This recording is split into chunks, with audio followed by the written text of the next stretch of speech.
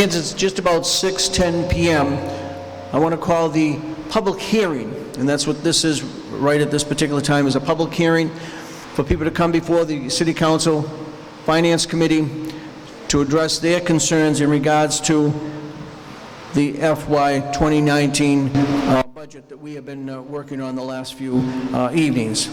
Again, it's a public hearing. I ask that when and if people want to come up to speak, you come to the podium. Please make sure you give your name and address to the clerk.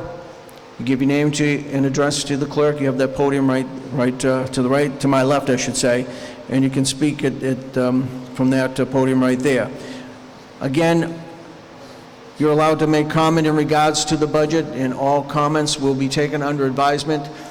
We still have hearings this evening, and then Council will have deliberation on June 18th, a continuation with the City Council, and then we'll have a final approval of the budget at a June 25th meeting on Monday, June the 25th, is when it will be finally approved. And our next meetings will be right here in the War Memorial Building. So at this particular time, I open it up to whomever wants to be first to come up to the podium and state your name and address, and you can make your comments to the City Council.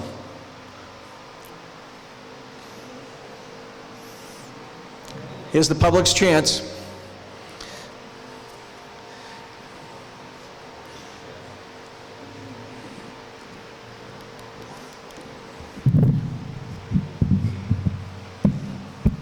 Hello? Hello, Dennis Hersey, 7 Kenwood Street, Brockton, Mass, taxpayer. School teacher, soon to be retired, people. Good evening, how are you? Good. I'd like to talk about two issues that I would like to see on a referendum for the November ballot. First of all, we have 3 fire engines that are debunked. We have 3 more that hardly even work. I'm hoping the fire chief will explain that. We don't have enough police officers on the street. The mayor says the only way we can get details and bicycle guys is to give them more overtime. I don't buy that. I'd like to see a referendum of an override for Proposition 2.5 on public safety. We are a city of crime, unfortunately. Crime is not getting better, people. Violence is not getting better in the city. Regardless of what the mayor says, it's not getting better. You know that.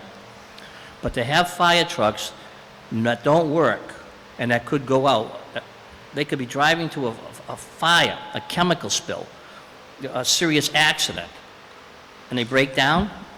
It's not only embarrassing for the city, but how, people can die because the fire trucks can't get there in time. Now, public safety is different than any other override for any other subject, any other department. In this city, it's an absolute necessity. Also, I'm not so sure the mayor's telling the truth about how many police officers we have. A lot of them have retired since he's come on, or transferred departments. We need to know the exact amount of police officers we presently have, and how many are being replaced. If 5 retire, we should add 10 on, because the city's getting bigger, and we need to replace the 5, and we need to get 5 more on. We do need more police officers. The issue shouldn't be, we need more overtime. We need more police. I'd like to see that on a referendum. Let the people vote on an override for public safety. And this is really important. I mean, I don't want to hear we don't have money, because the mayor is creating all these positions. Look, he already created a $92,000 position in the police department that could have been used for 2 more police officers. So let's do something about this on public safety. The other issue I want to talk about for a referendum for November is about pot shops in Brockton. As a teacher, I do not want them near the schools. I do not. But I think the people have a right to vote. This country was about democracy and giving the people the right to vote. And people, even though we voted for it for the state level, cities and towns still have the right to vote for it on a city. We should give the people the right to vote. I know Mr. Lally doesn't want to do that. He's against that. But people, the rest of your city councilors, please give the people the right to vote. Don't take democracy away from the people. Give them the right to vote on this very important issue. Do we want pot shops in Brockton or do we don't? And then if we have to recognize whatever the city vote is. But also at the same time, do we really have to have, some of you have children, do we really need pot shops within 1,000 feet of the schools, churches, the Y, the library? No, we don't. No, we don't. Okay? Keep them away from the children. Children must be protected at all costs. So please consider putting something as a referendum for override for public safety and to let the people vote on pot shops in Brockton. Thank you. Thank you. Next person is, just state your name and address for the clerk, if you might, please. Hello, Council. How are you? Hello, Councilors. My name is Joanne Zigman at 12 Wellsford Street in Brockton. Thank you for taking the time to hear what residents have to say about our city's budget. I don't feel personally like I get a lot of value for the property taxes that I pay. I know that many of my neighbors feel the same way. So I'm frustrated that another 2.5% tax increase is being proposed. I've watched the last 2 days of hearings and I've read the budget. There does seem to be very little room for cuts. Even if $200,000 was found, it wouldn't really mean anything to the taxpayers. It wouldn't stop the tax increase, and it won't improve city services. So any meaningful cuts would mean layoffs, and nobody likes layoffs. So my first ask of the City Council is that you step up when it comes to contract negotiations. I think it's pretty obvious from the conversations these past couple days that you all have had that there are many unsustainable contracts in this city, and that is a major problem. Councillor Rodriguez made this point on Monday. The city has to have stronger negotiations. So I would like to see the council step up and take ownership of city spending, advocate for leaner contracts. Contracts should be wins for workers, but also for city residents. We're all going to lose if the city goes bankrupt. I think that's also pretty obvious. As for city services, I'm surprised, really surprised, that most department heads don't report to you on performance. Hardly anyone has ever asked, what have you achieved in the last year, and what are you going to achieve in the next year if your budget is approved? There's nothing to prevent you, the council, from demanding performance reports. These don't have to be time intensive. They just have to be enough information so you can be sure on our behalf, the voters, that money is actually being spent well. That's my second ask, is that you as the City Council act as watchmen for the residents of Brockton. I think that's a major reason why folks have voted for you to begin with. Finally, as Commissioner for the Central Plymouth County Water District Commission, I ask that you please pay very close attention to what's happening with water in our city, not just to Aquaria, but also to water rates and our infrastructure needs as well. The way it's going now, the young people of the city, so folks that are my age, younger, a little bit older, they're going to be paying through their noses in the future because of what's not being done right now. Councillor Cruz pointed out yesterday that water and sewage costs are not recouped through rates. That's a problem. Councillor Farwell pointed out that there are unpaid bills that aren't being collected. That's a problem. It's also a problem that there are no long-term plans for fixing and financing our infrastructure. Maybe there is, but it's not public. I hope so. So I encourage all of you to take a look at Newton's plan for capital improvements and their overall financial management approach. That level of excellence is what the council should be advocating for. So please step up and take ownership of city spending. You are the legislative body of the city. Often I hear some of you say that you don't have the power to do this or you don't have the power to do that, but you do have the power. You just have to find the way of using it. Thank you.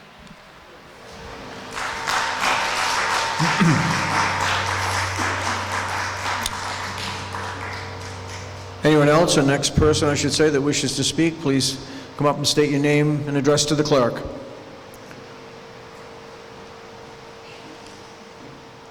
Good evening, everyone. For the record, Jean Holmes. I live at 65 Belcher Ave. Unlike the previous comments, I have to say this. No one likes layoffs, but sometimes you just have to do them. And this is the time that we have to do them. The bottom line is that we have been recklessly spending and approving monies that are putting us into this particular situation. It's no different, and I tell my children, do not take a credit card and spend money that you don't think that you're going to have, and make sure that you have a plan for where you're going to get that money in the future if you make those expenditures. We have been continually making expenditures and approving expenditures that we well knew we could not afford, and now here we are on a precipice of a situation where we are going to be demanding that residents pay more money in taxes.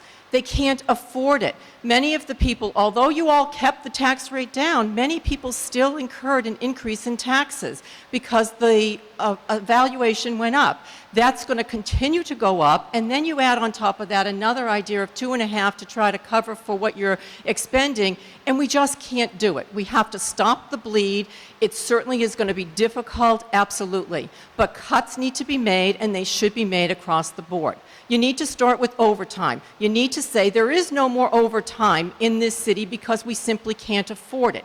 We need to make our managers responsible. If that means that they have to work 80, 90 hours, well, that's what they have to do, because that's what other people do in municipal governments. That's what other people do in state governments. You have managers that work 90 to 100 hours. They are always on call. They never get to go on vacation. They are always answering calls on vacation.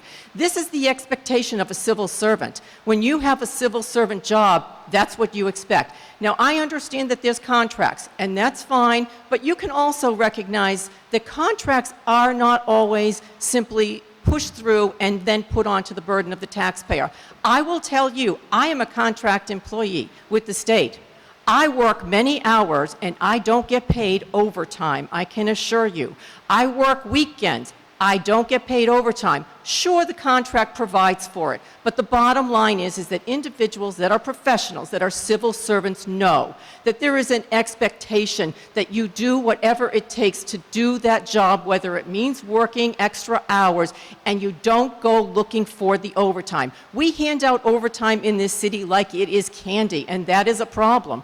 I urge you to consider cutting the overtimes. I also urge you to consider cutting any positions that have been instituted over the last 4 years. They obviously could not be afforded when they were instituted. They need to be cut now. Will this mean layoffs? Will it be hard? Of course it will be. I have been a manager and had to deal with the unfortunate part of dealing with layoffs. It's unfortunate, but the bottom line is when I am told as a manager, you don't have this kind of money to spend, then I need to take action. I can't simply say, oh, well, we'll just ask the taxpayers to pay more money. It's not fair. It simply is not fair. You need to look at the mayor's budget. You need to cut his budget. And quite frankly, you need to consider, pushing the mayor to say, time to do furloughs, time to do some money give-backs as it relates to maybe money we should have not given you in the first place as it relates to managers. You can do that. It can be done. The contracts, I understand, are a little bit different story and much more difficult, but they are not impossible to deal with. And I'm not the only contracted state employee who works many hours that are not compensated, even though our contract provides for it. So I respectfully have to ask you to consider, you need to have the power, the backbone, use your power, have the backbone to say, we have to make these cuts. They're going to hurt. They're going to be deep. And it's going to be hard for people. But it is time that we start living within our means within this city. I went before the Water Commission and they talked about we need to raise the water rates.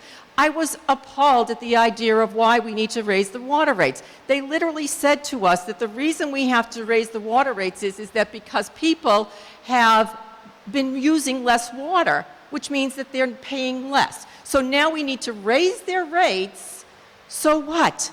People are using less water, which is good for their pocketbook and for the environment.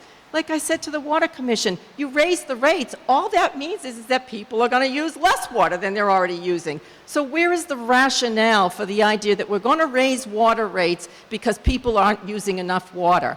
Respectfully, that simply falls off the vine in ludicrous, preposterous situations. So I ask you to consider. I know it's going to be hard for you all, but please approach this in terms of where can we cut, not where can we not cut. Don't approach it from a defeatist attitude of, oh, this is difficult. Take this opportunity to try to right this ship that has been driven into, quite frankly, a financial situation that is probably headed towards a bankruptcy at some point in time because the residents aren't going to continue to be able to pay those taxes. So I urge you, use your power, use your backbone, take those hard steps, but those courageous steps that will help all of the residents here in the city. Thank you.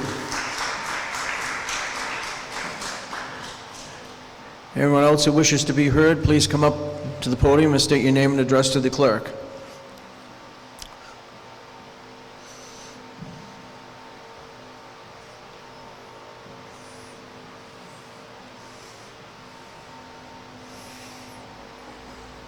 Jim Leonard, 72 Glen Ave.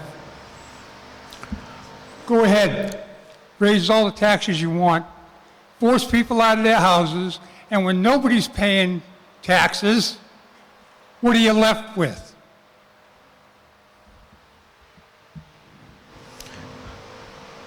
Thank you.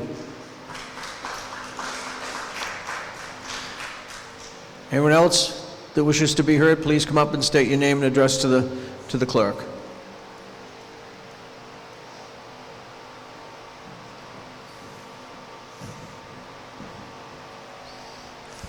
Marlon Green, 57 Custer Street. Good evening. How are you?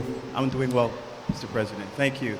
To the members of the council, appreciate your service to the city and to the other residents. I do want to speak to the other budget and a few issues that are important to me and I think important to many of the other residents as well. Number one, we're constantly dealing with this issue of uncertainty. We seem to be coming back over and over to this issue every year.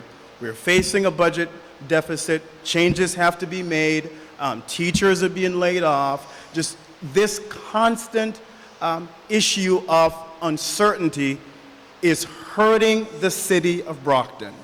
I have the privilege of working a part-time as a real estate agent. And so I work with clients from all over the state. I'm looking to buy potentially in the city of Brockton.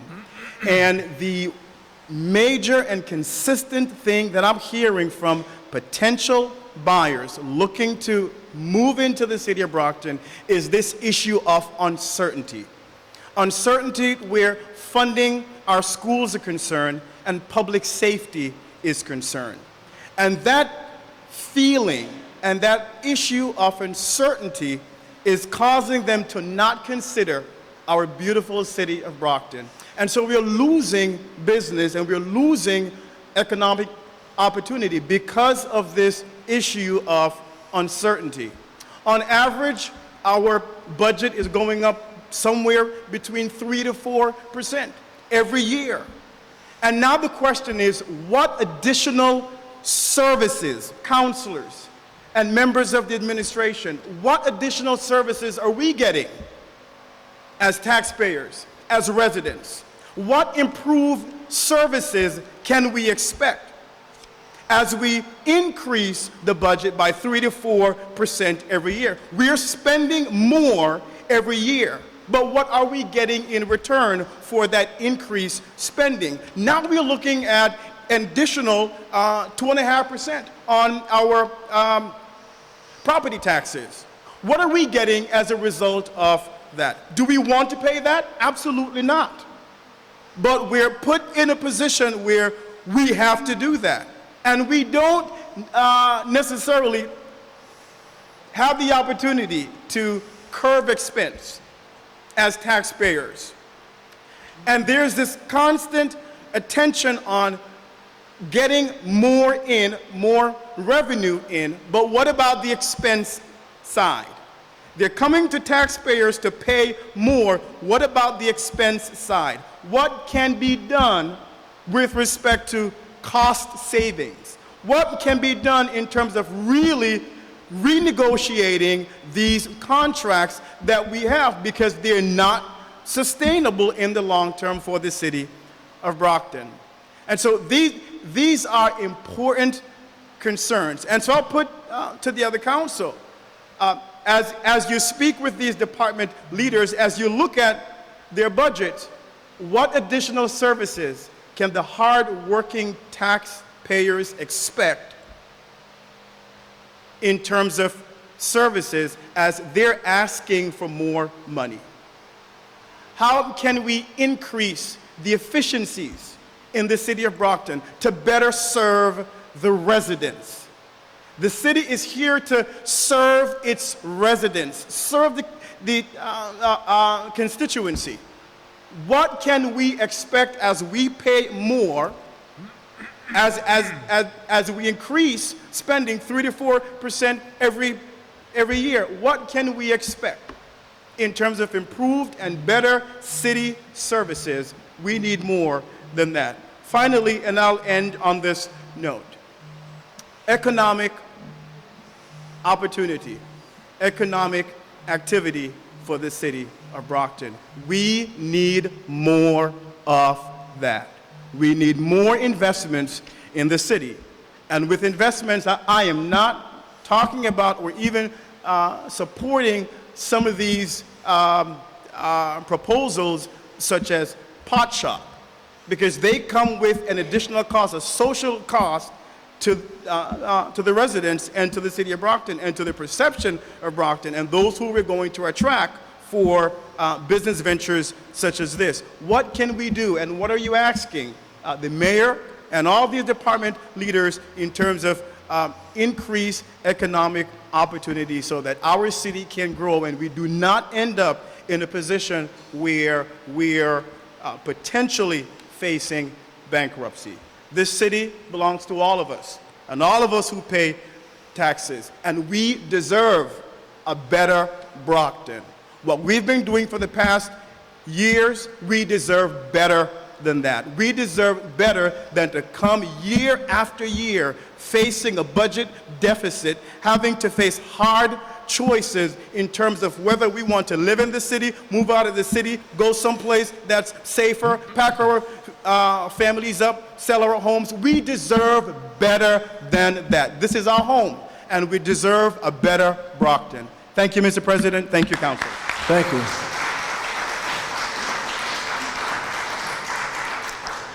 Is there anyone else that would like to be heard? I'd ask that you please come up to the podium and state your name and address to the clerk.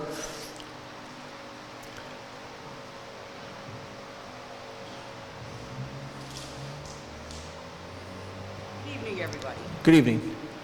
My name is Cheryl Ruskevich. How you doing, Dennis? How are you? Good.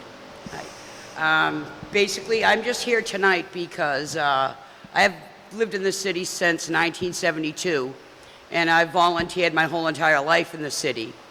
And right now what I'm doing is, you're probably very unaware of what it is. It's called Patriot Guard Riders. What we do is, when asked upon military families, first responders, we attend military funerals, homecomings, deployments, things of that nature. And I also volunteer well over 100 hours a year over at the Brockton VA with the DAV Chapter 50 in Rockland. I was doing a mission 2 weeks ago, and we were coming from a church going to Calvary Cemetery on Calvary Street, which my mother lives right up the road. 2 of my motorcycles almost went down because of all the dirt, because of the Spiegel scrapyard. I have made numerous complaints on See-Click Fix. I have called people, and to see my 2 fellow brothers almost go down because of the dirt, because they don't pave their roadway, is unacceptable to me in any way, shape, or form. We ride with respect. We don't ride quick. We're going 20 miles an hour. But as you all know, Spiegel Scrapyard has 2 entrances, and they're both dirt. I would like to know if the city can enforce that they pave those. And I've even asked for the city to send a couple of street sweepers to go down there and street the streets, to no avail. Now, to see, like I said, 2 of my fellow bikers, my brothers, go down, who are veterans that fought for this country in the Korean War and the Vietnam War. I had 2, because they almost hit each other because of the dirt, is unacceptable. So, I mean, the street sweeper is going to be a Band-Aid to this bigger solution. The bigger solution is to have Spiegel Scrapyard, both entrances paved. Because regardless of how many times we have to send a street sweeper there every day, because what happens is every single truck that goes in and out on a daily basis, considerably, probably 20 to 50 trucks a day, soon as their tires hit that dirt, especially in the mud, it cakes in the wheels, comes right on the street, sits there. Anybody can drive there right now or tomorrow at your convenience and see what I'm talking about. It's a hazard. I ride a motorcycle, I go to my mother's, I know the area, I know on windy days, it's blowing in my face. On very windy days, it's blowing on the people that walk their dogs. On windy days, it's blowing in your vehicles. All I'm asking is for a resolution to this. That somebody, I don't know how we can make them, mandate them, ask them, but for safety concerns, it needs to be paved. I mean, like I said, unless you want a street sweeper to go down there every single day. But it's a health concern, it's a safety concern, and that's why I'm here tonight. To see two brothers almost go down was enough for me to be at this meeting. Very good. Thank you. It's taken under advisement, trust me. Yeah, yeah. I'm sure the ward councilor for that area is listening. Okay? Yeah, taken under advisement.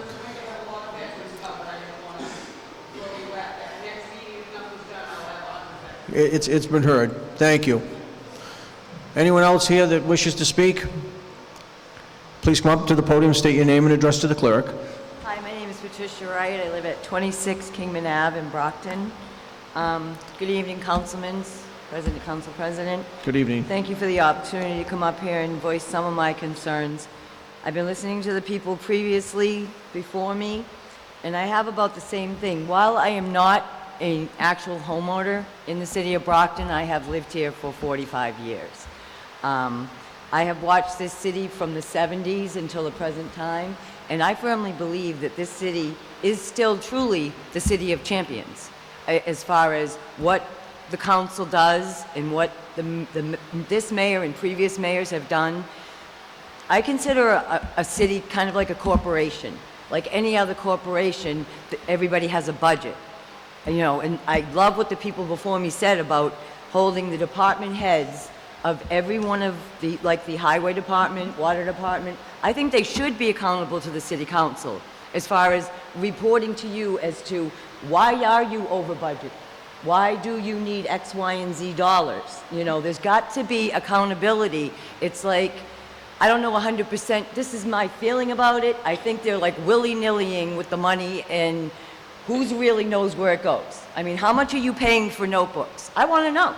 Where are you getting your pens and paper? The little bits of money that go wherever they go add up to a whole bunch of money that we may possibly be able to use somewhere else. I understand how badly we need our police departments. Trust and believe I do. Our police department and our EMS, I will be totally grateful to them. Our fire department actually saved 2 of my children in the last 2 weeks from overdoses. Actually came to my home while one of them was in coronary arrest and while the other one was overdosing on fentanyl. Because yes, there's drug problems in the city. In my family anyway, let me just speak about me. And I will be truly grateful for these services. But I also believe that there has to be accountability there. There's got to be accountability with why the hell do we need so much overtime? Like people have said before me, hire more officers with that overtime. Johnny Jones over here, police officer, who I truly respect and appreciate what he does, shouldn't be making $1 bazillion a year on overtime. Why can't we hire more officers? I don't get that. Maybe one of you can explain it to me after the meeting. I just don't understand that piece of it. That's about all I have to say. I have to thank my councilwoman, Ann Beauregard, because I called her up and I said, my street's a hot mess. Can you send me a street sweeper? And I can tell you, as soon as they were available, she sent me a street sweeper. So, as far as the council is concerned, I know you guys are accessible. I know you make yourselves available. I know you're civil servants, and I know each and every one of you do love this city. You really do. You're raising your families here. You're just like us. Thank you. Thank you. Is there anyone else that would like to be heard? We're getting to the closing out. Anyone else? Please come up and state your name and address to the clerk.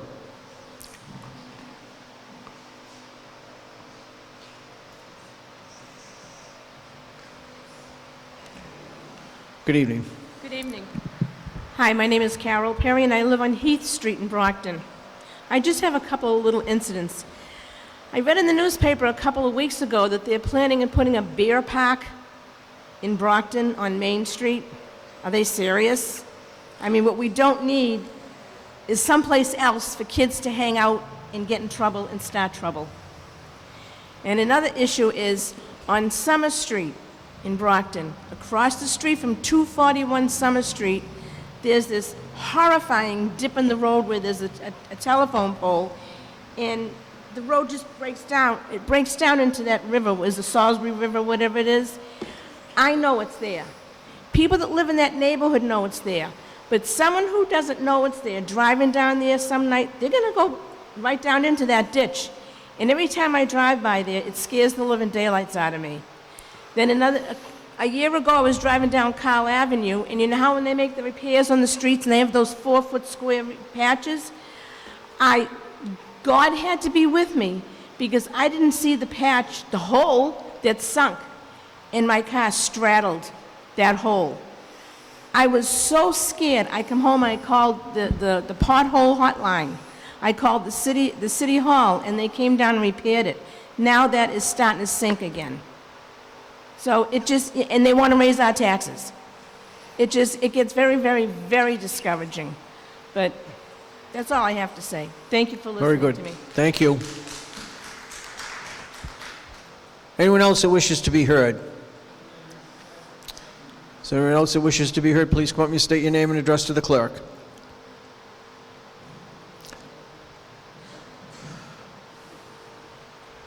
I'm Josette Cochran-Lusk, 92 Martland Ave, Brockton, Mass. Yes. My question is, I'm glad you're all here, but the one person I would like to see here is not here. So my question is, why is the mayor not here to hear these questions? That's my question. Okay, I can answer that. Is there anyone else left in the audience that would like to be heard? Anyone else that wishes to be heard? All right, seeing none, I'm going to close at this time. I'm going to close the public hearing. And as I indicated before, we're still reviewing the budget with some of our other department heads, which we'll have before us this evening, and then we'll have our deliberation at our finance meeting on June the 18th, Monday, June the 18th, and then we'll pass it forward to the full City Council for passage for June 25th. So everything they've said this evening has been taken under advisement, and look forward to hopefully still have a successful budget for next year to work with. We appreciate everybody coming out tonight and taking time to address this. So at this time, that part of the meeting has been closed. We're going to take a quick 5-minute recess.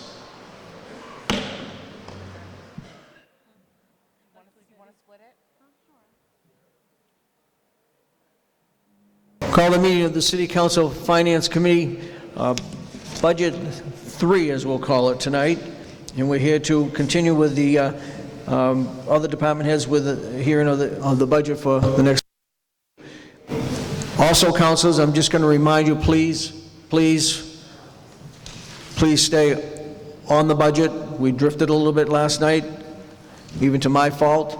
I want to make sure we stay within the perimeter of what we have before us. So I think with that being said, and we're a few minutes behind, we had a good public hearing, so let's get started, and Madam Clerk will have our first patient. Fire, Michael Williams, Chief.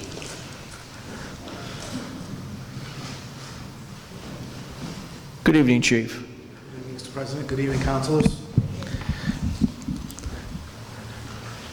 Any presentation or? I would just like to once again, as always, thank the men and women of the Brockton Fire Department for doing an outstanding job as they always do.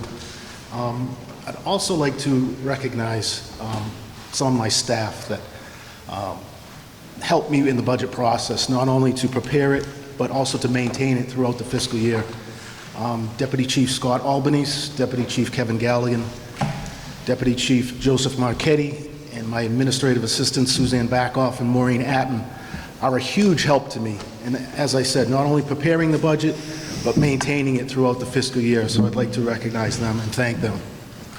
Especially thank them. With that, I'll take any questions. Councilors, questions for Fire Chief Williams? Councilor Fowle.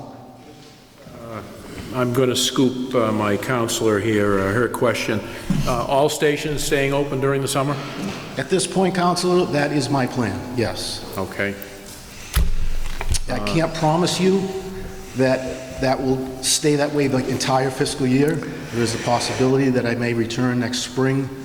I'm taking a little bit of a chance spending overtime dollars when the heavy summer vacations are involved during July, August, and September. But I think we had a discussion and looked at the factors in this, and we have to kind of try this at some point. And what I mean try is keep all 9 companies in service throughout the summertime. And this is the year we decided to do that, so that is the plan. The last is just a comment, Mr. Chairman. Yes. When Brockton went through its most difficult financial times back in 1991-92, and we could not continue to pay the amount of money that we were providing for health insurance, the fire department, your membership stepped up, and they were the first union that said, we understand, we'll pay more towards health insurance, and that kind of opened up the dialogue, and the rest followed suit. But I've never forgotten that, so I thank you for that. Thank you, Mr. Chairman. Thank you, Councilor. Councilor Beauregard.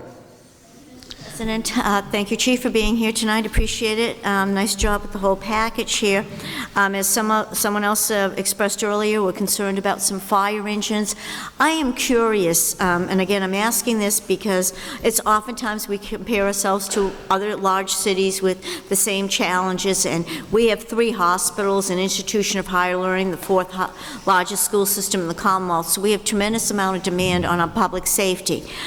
Is there any opportunity that exists out there that we might have some chance? I mean, I always look at that white fire engine that you said came from, I thought you said it came from Colorado. I'd never seen a white fire engine before. It struck me. And I was just wondering, are we able to do a little wheeling and dealing to get some more of an opportunity like that, let's say? We could look into that, Councilor. I don't think that's an avenue that this was kind of a rare instance where we were offered a loaner truck while our new ladder was being built. So we didn't really go out and seek that and purchase it. It was offered to us. We took it as a loaner. When the new ladder was delivered, instead of returning that loaner truck, we made an offer to purchase, which we did. That's going to make a great spare once we get all our ladders in place. Okay. The old ladder one is in the process of being refurbished. When that project is finished, that will replace that white ladder truck on the east side. That will become ladder 4. The white ladder truck will be a spare. Okay, thank you very much. Appreciate it. Thank you. Thank you, Councilor. I was going to recommend that, since you like that color, that we'd send that one to Engine 4. Keep it for Councilor Beauregard. Any other councilors? Councilor Sullivan. Thank you, Mr. President. Good evening, Chief. Good evening, Councilor. Thank you for that presentation. In terms of, there's only one line item, Mike, that I was kind of perplexed. Capital project, you requested 200 grand, and the mayor recommended $1. Could you just maybe clarify what exactly that project was going to be? That 200,000 has been in the last, I believe, 3 budgets, and it's been cut every year. That is for 3 parking lot resurfacing. I believe Station 2, 7, and I believe Station 1 downtown. But again, that was cut again this year. Councilors, just like last night when Tim Carpenter from the Parks came before us to talk about a $75,000 equipment piece that he needs for the Melrose Cemetery. 200 grand when you're talking a budget of over 400,000 makes no sense that the chief has to come every single year. it's putting a Band-Aid on something. It just needs to be repaired, much like Brockton High's parking lot. So, again, I'm going to ask you, Mr. President, I know you speak to the mayor, before we ratify this, I really think some strong consideration and reconsideration needs to be done. So respectfully, if you could ask the mayor that, I'd appreciate that. I will talk to him about it, yes. Thank you, Chief. Thank you. Thank you, Council. Any other questions? Councilor Cruz. Thank you, Chief. Separation costs, I see about $300,000. How many people do you expect to lose this year, and how many do you expect to replace them with?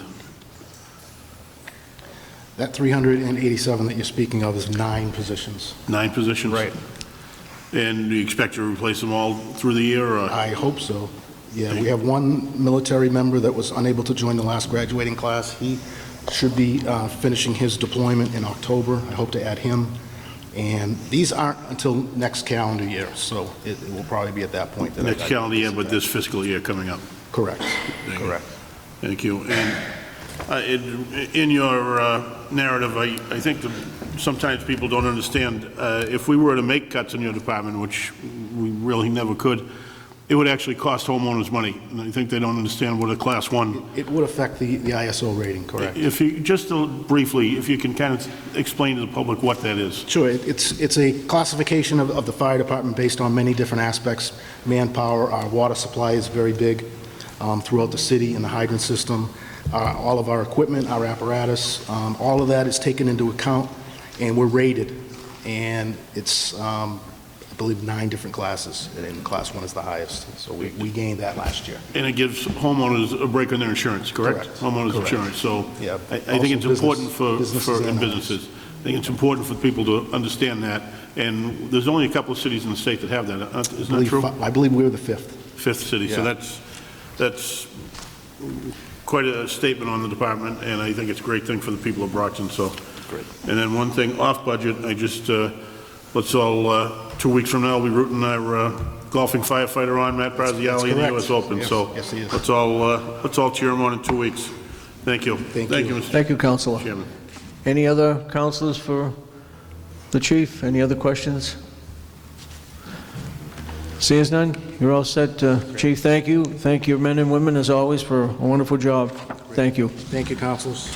Have a good night. You too. Madam Clerk, our next person. Elections Commission, Cindy Scrivani, Executive Director.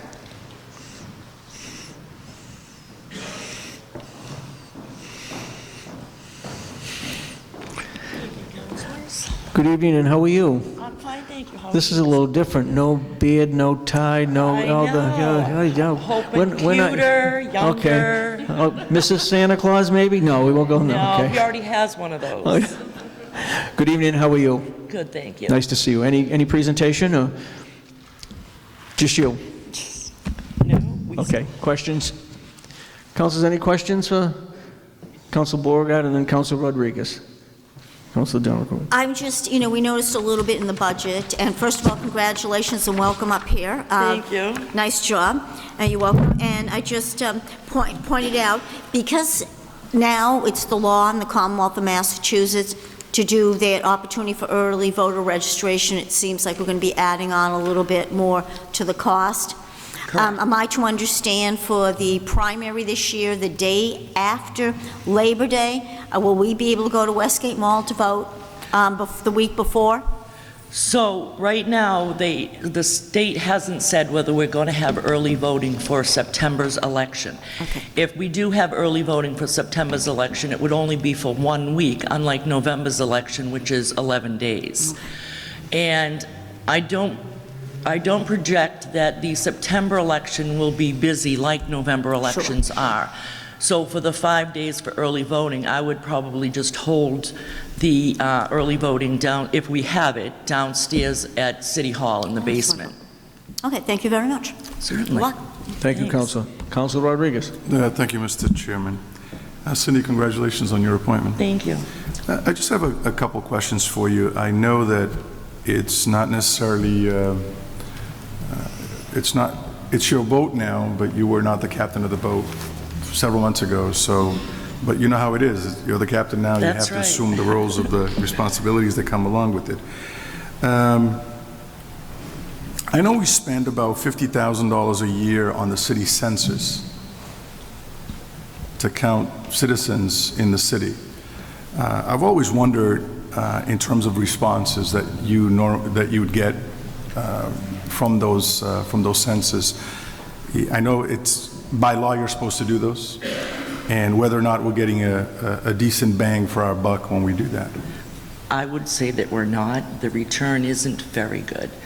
A lot of people don't return their census forms. A lot of people, if they're just residents, we have a lot of minorities that I think they assume that the census goes with voting. And because it says on the census form, it has, you know, if you're not registered to vote, you can't do it on this form. So I don't think they really pay attention to it if they're not able to register to vote. But it is pretty low. I also know that back in 2010, the U.S. Census came out, and soon after the city census came out.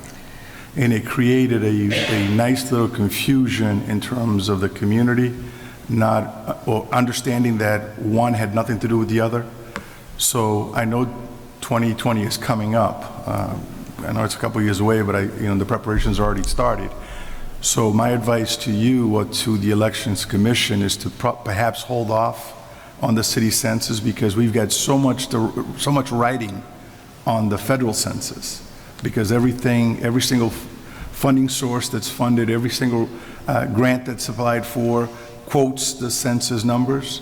So if we could just hold off on the city census, give it some time in the sense so that there's no confusion between the city census and the federal census. I think both instances, I think we could do better on that particular thing. I certainly will look into that, but I think the state mandates that we mail out the census in January.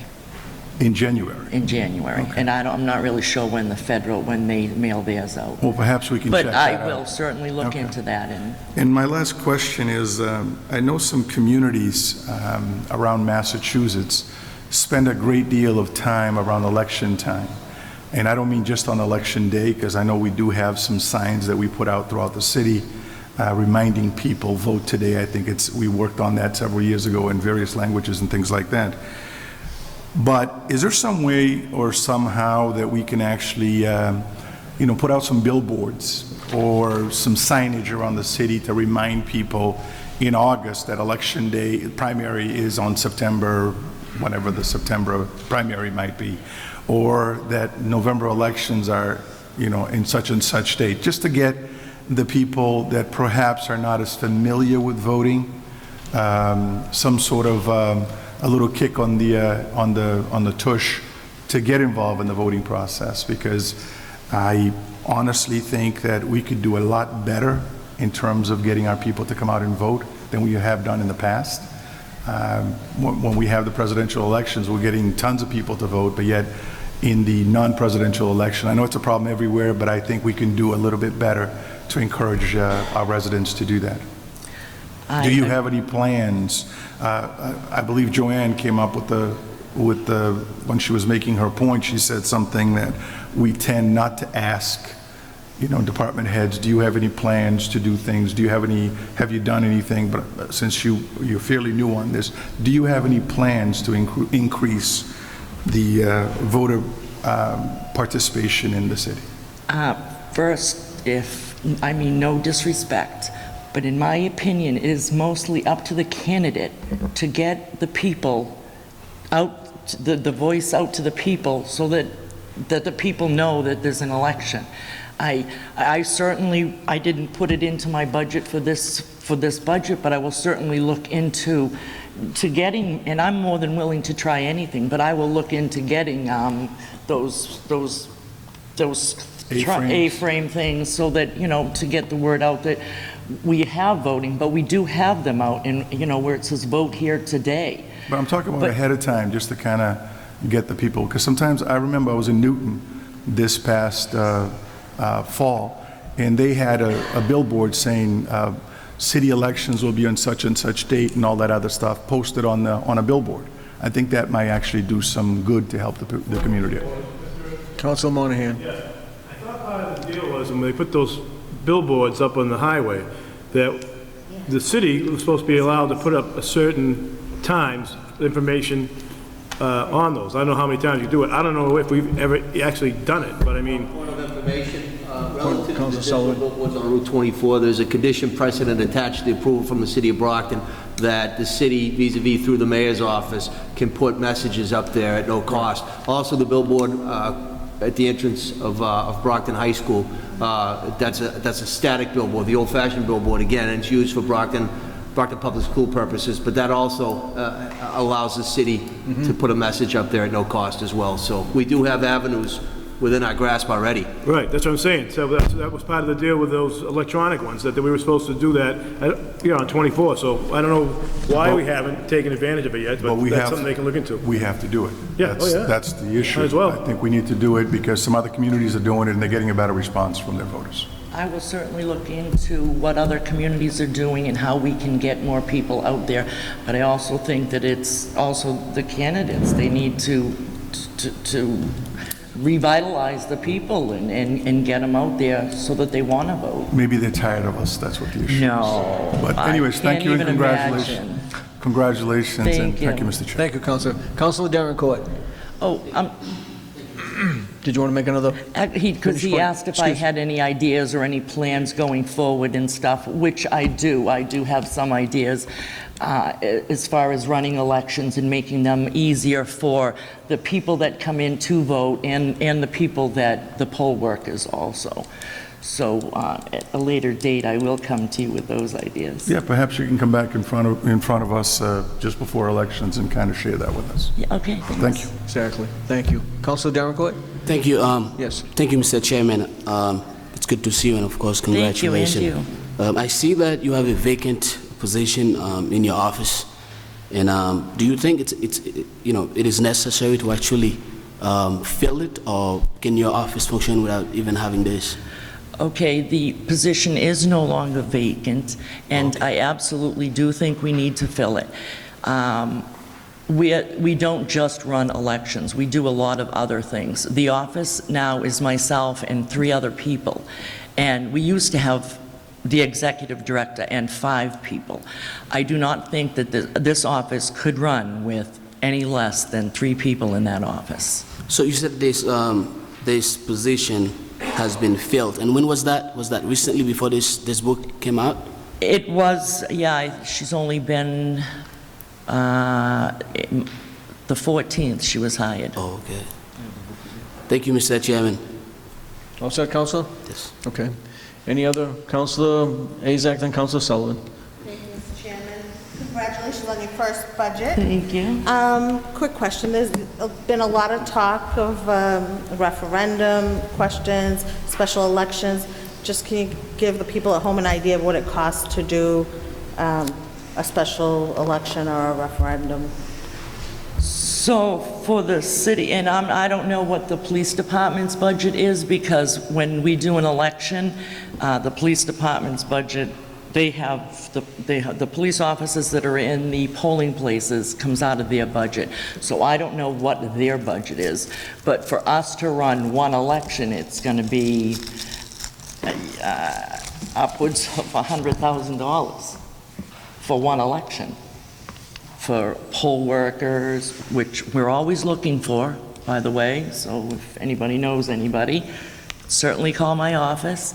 And the ballots and the coding, and it's a lot of money for one election. Thank you. Thank you, Mr. Welcome. Chairman. Councilor Sullivan. Thank you, Mr. President. Good evening, Cindy. And again, I just echo the sentiments. Congratulations. Thank It was you. well-deserved. And Thank you. you've always been great to work with there, and it's going to continue. It is. Just to kind of piggyback with what Councilor Rodriguez was saying, and I had a conversation recently with the superintendent of the schools, Kathy Smith, and Mike Thomas, the assistant. I graduated 30 years ago, 1988, and back then at Brockton High, each of the buildings, and my father was in the red building, J.J. Lyons, the city clerk, designated teachers within each building to act as election registrars, to sign up kids to register to vote when they turned 18. That doesn't exist anymore, and I think, and Jean Bradley Darrencourt has an ordinance pending that we're going to bake that into, but I just wanted to kind of throw that out there. I think it should be reinstituted. I think it was very helpful at that time. I mean, for me personally, when I hit 18, I registered selective service and I registered to vote. That's what you do. So, you know, both the superintendent and the assistant superintendent concurred with me, and I just wanted to throw that out there tonight when I knew you were going to be here. I think it should be, and whatever we need to do to get that back in the Brockton Public Schools, in Brockton High, it should happen. Absolutely. Thank you. Thank you. Thank you. Thank you, Councilor. Councilor Fowle? Councilor Azak's question. Let's assume that we wanted to have a referendum on several different questions during the state election. Now, you and I spoke briefly about this. I do understand the state has to allow us to do that, but where the polling places would still be open, the police would still be in place, the poll workers would be what they are, although obviously counting extra ballots could take a little more time. Is that still, I think you said, in the $25,000, $35,000 range, or am I off? I think I said it, yeah, for coding and stuff, yes, that's what I I'm said. sorry. I don't have that folder with me, but yes, I do believe that's what I said it would be. Because I thought we talked about that we could only have one question, I think it was, and the different coding said put on the state ballot. So I believe that's what I said it was, but I don't have that folder in front of me, so don't quote me. And just because members of the clergy have asked me, what would be the deadline that we would have to take local action to set this in motion? Oh, soon, it's coming up. I mean, probably August, beginning of August. I would have to double check on that, but I believe you're right on top of it. Okay. Thank you so very you'd much. have to make some decisions soon. Thank you, Mr. Chairman. Thank you, Councilor. Anyone else before we return to Councilor Derencourt? No, Councilor? Thank you, Mr. Chairman. To go back to some of my colleagues just stated that when it's come down to election in our city, I believe that there are so many locations we can actually advertise to remind people about what's going on, like the public library and so many other places. And one of the things that just pops in my head is that although we're going to have different dates and different times, and we can actually, you know, from your office, you can actually have these 4x8. You just have different date on it or different month where you can actually spell it out. So let's say that there's an election coming up. You put one in front of the library, you put one in front of Brockton High School, and cover other places in the city, so at least people who are taking the bus, people who are going to the library, and people who are dropping their kids to school, I think that could be like a wonderful thing, because we're not gonna pay for it. So we can have like just one billboard or a couple billboards. You just have election, but you change the month and date. You can actually spell it out. I think these little things can actually encourage people, you know, to get involved and to participate. And I think this is something that if you would like to take a look at it, although my colleague right here just mentioned that we have access to different billboard in the city, but I think although it's going to cost you a little bit of money, but I don't think it's going to cost too much money, but it's going to be so useful for some of our residents who go to, you know, Brockton Public Library and cover other places to do it. And I know that I've been talking to you, you are a wonderful person there. Just take a look at that and see whether or not this is something that you can do. Oh, I absolutely will look into it, you know, depending on the cost, because my predecessor, John McGarry, has done, in my opinion, an excellent job. He has streamlined the budget so that it's pretty much cut and dry, exactly what we need. And it hasn't really changed over, you know, 5 or 6 years. So I will certainly look into it and see what I can come up And one thing that I can tell you is that when it's come down to this 4x8, and some of my colleagues can actually attest to it, some of them, like one side costs less than $80. I mean, let's say that we got 4 in Brockton. I mean, it's less than $400. So what you could do is that you can actually have Brockton election, but you can actually spell out the month, because you're going to have election, you're going to have primary and general election. So I don't think it's going to cost that much money. So it's just an idea. Bonus, based perfect. on what my colleague just mentioned. I will certainly look into that. Thank you, Mr. Chairman. All set, Councilor? Any other questions? Seeing as none, we're all set, Cindy. Thank you. Thank you very much, Appreciate it. councilors. Good evening. Next person. Retirement contributory, Jean Martineau, Director.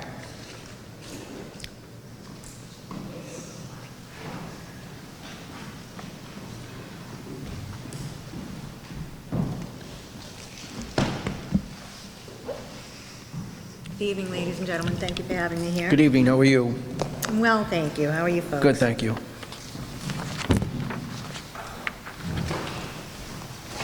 I'm here to present your budget tonight. The required assessment for fiscal year 2019 for the Brockton contributory retirement in its entirety is $26,029,652. Of that, $24,311,695 is assessed to the town. That's it, $24,311,695, sorry. Questions? Councilor Cruz? So where does that other $2 million come from?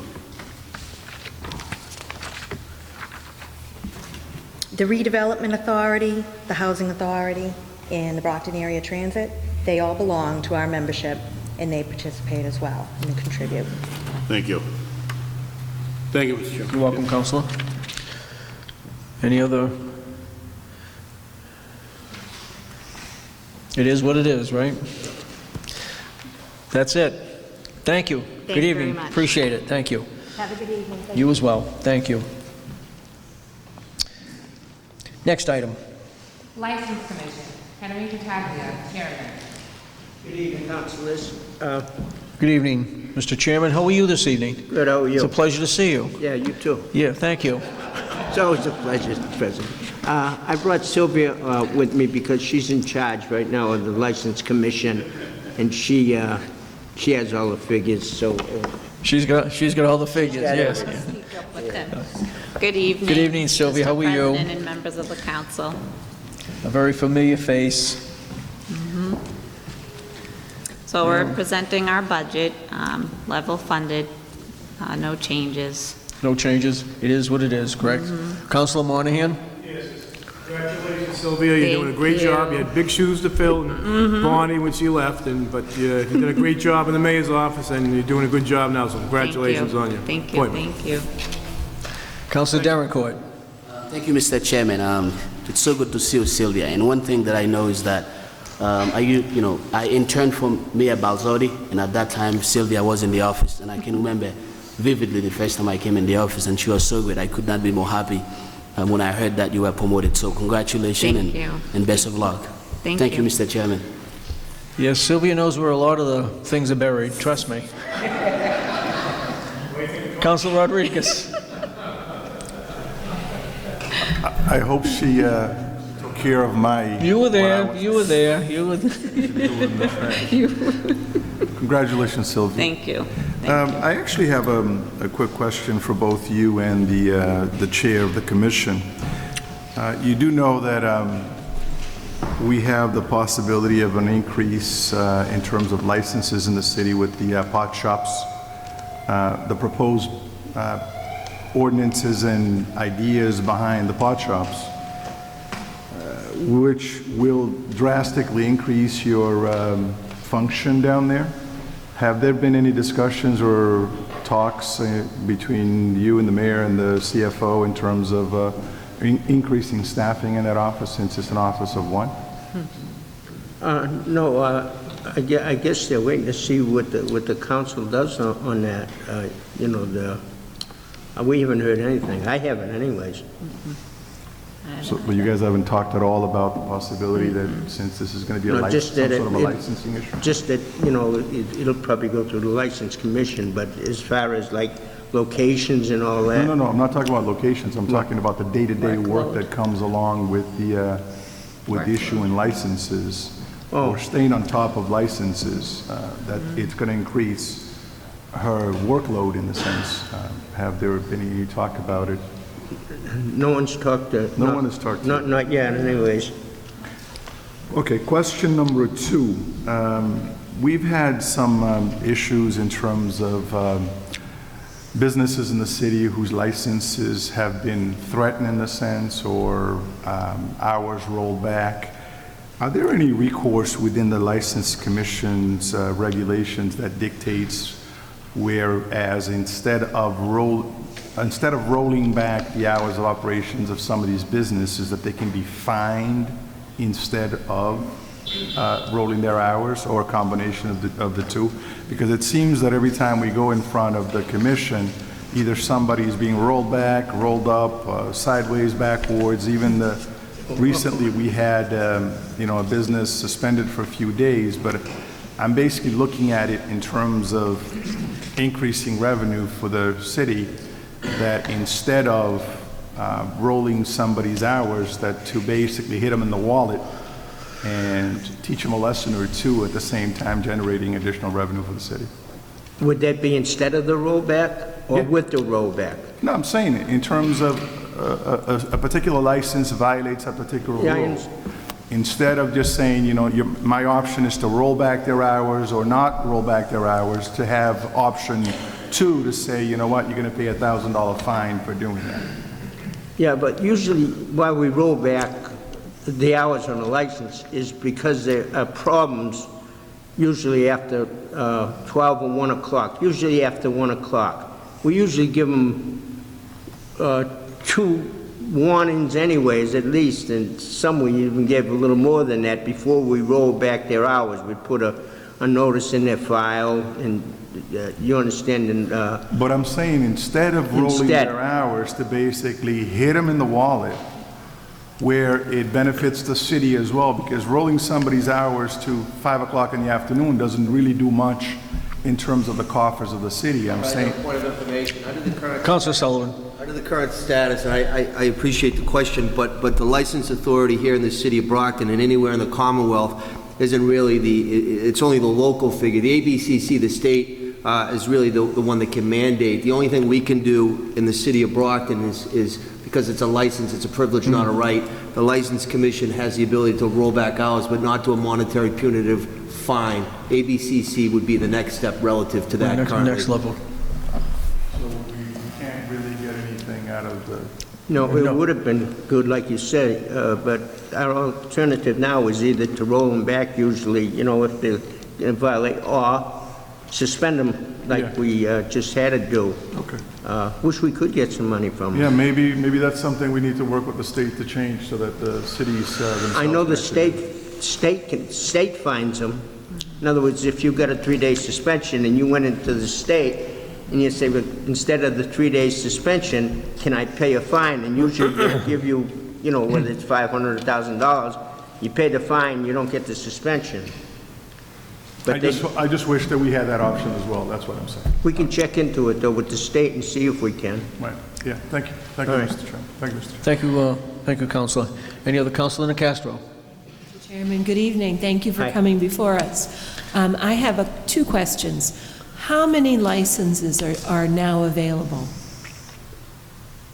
How many are available? Yes. Well, we have different type of licenses. We have restaurant licenses, we have beer and wine package, Yeah, beer and wine package or all liquor? a package store license, you mean? Yes. Right now, there's none available. None? No. There may be one, they're coming for a hearing this month, whether they get approved or denied. You know, there might be one, unless they do get approved. But if they get denied, we'll have one license, beer and wine. Okay. And what about all liquor licenses? We got plenty of those. You mean a restaurant license? Restaurant, yes. Yeah, we have plenty of those. You know, I guess people, you know, it's tough to run a restaurant now. So the old days, you couldn't even buy one. Now you can't give them away. Thank you very much. You're welcome. Thank you, Councilor. Any other questions? Seeing as none, you're both all set. Thank you. Thank you. Madam Clerk? Weights and measures, Kevin Kroger, Sealer.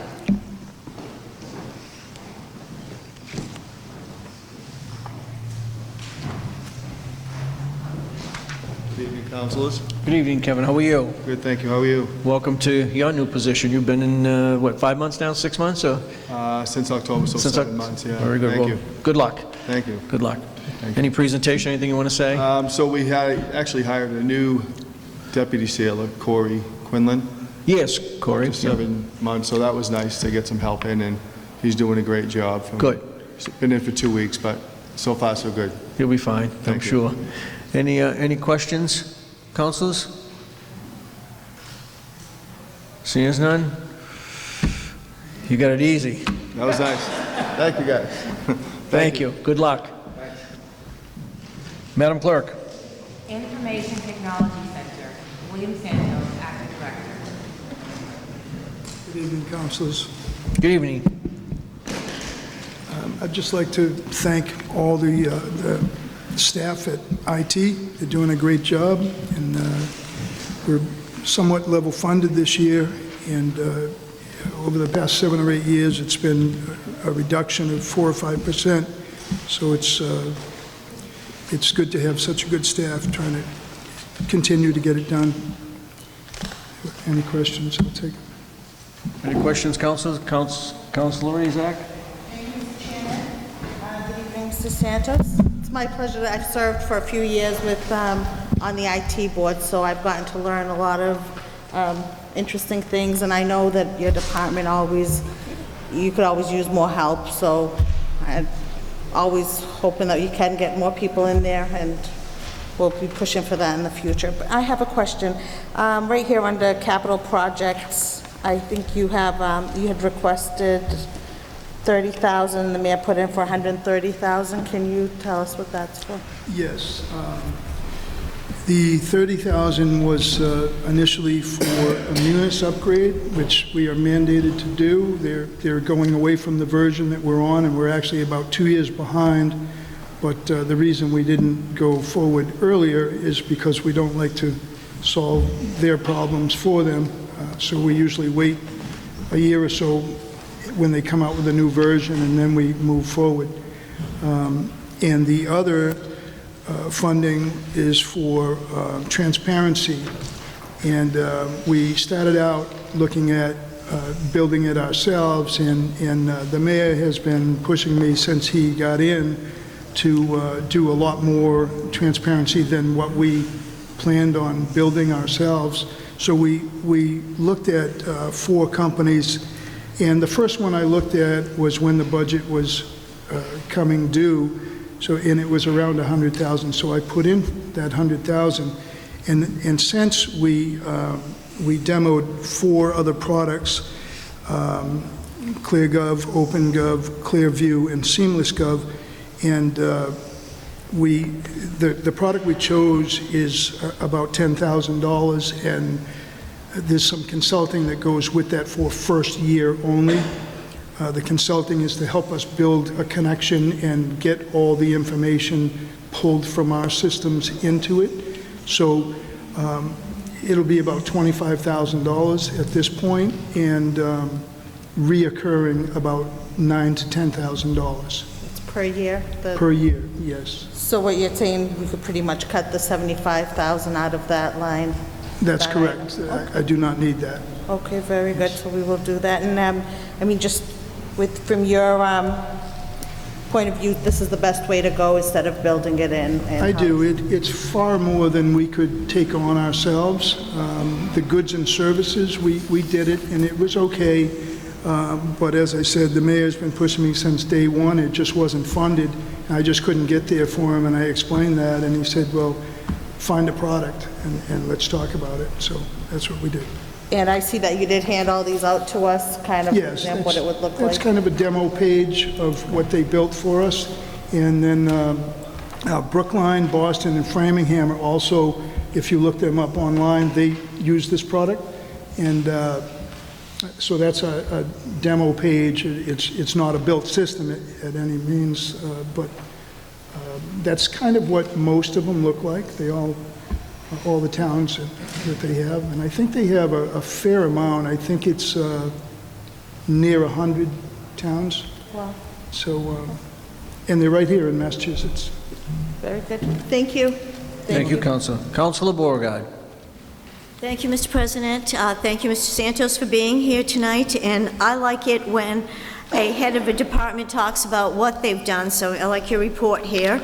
And I know you had a little bit of a challenge with the phone system, but since I call a lot of departments often, I think it's starting to work out much better and much more user-friendly, so I want to commend you for that, because I know these endeavors are quite challenging and they have their moments. So I want to thank you, for what you've done in the past, and I realize that every time you turn around, there's new software and whatever, and you have to keep up with it. But, having, attended one of your IT meetings and looking forward to getting a tour of your department at Brockton High, I want to commend you for everything that's going on in your department, and good luck with another year. Thank you. Thank you. Thank you, Council. Councilor Fowle.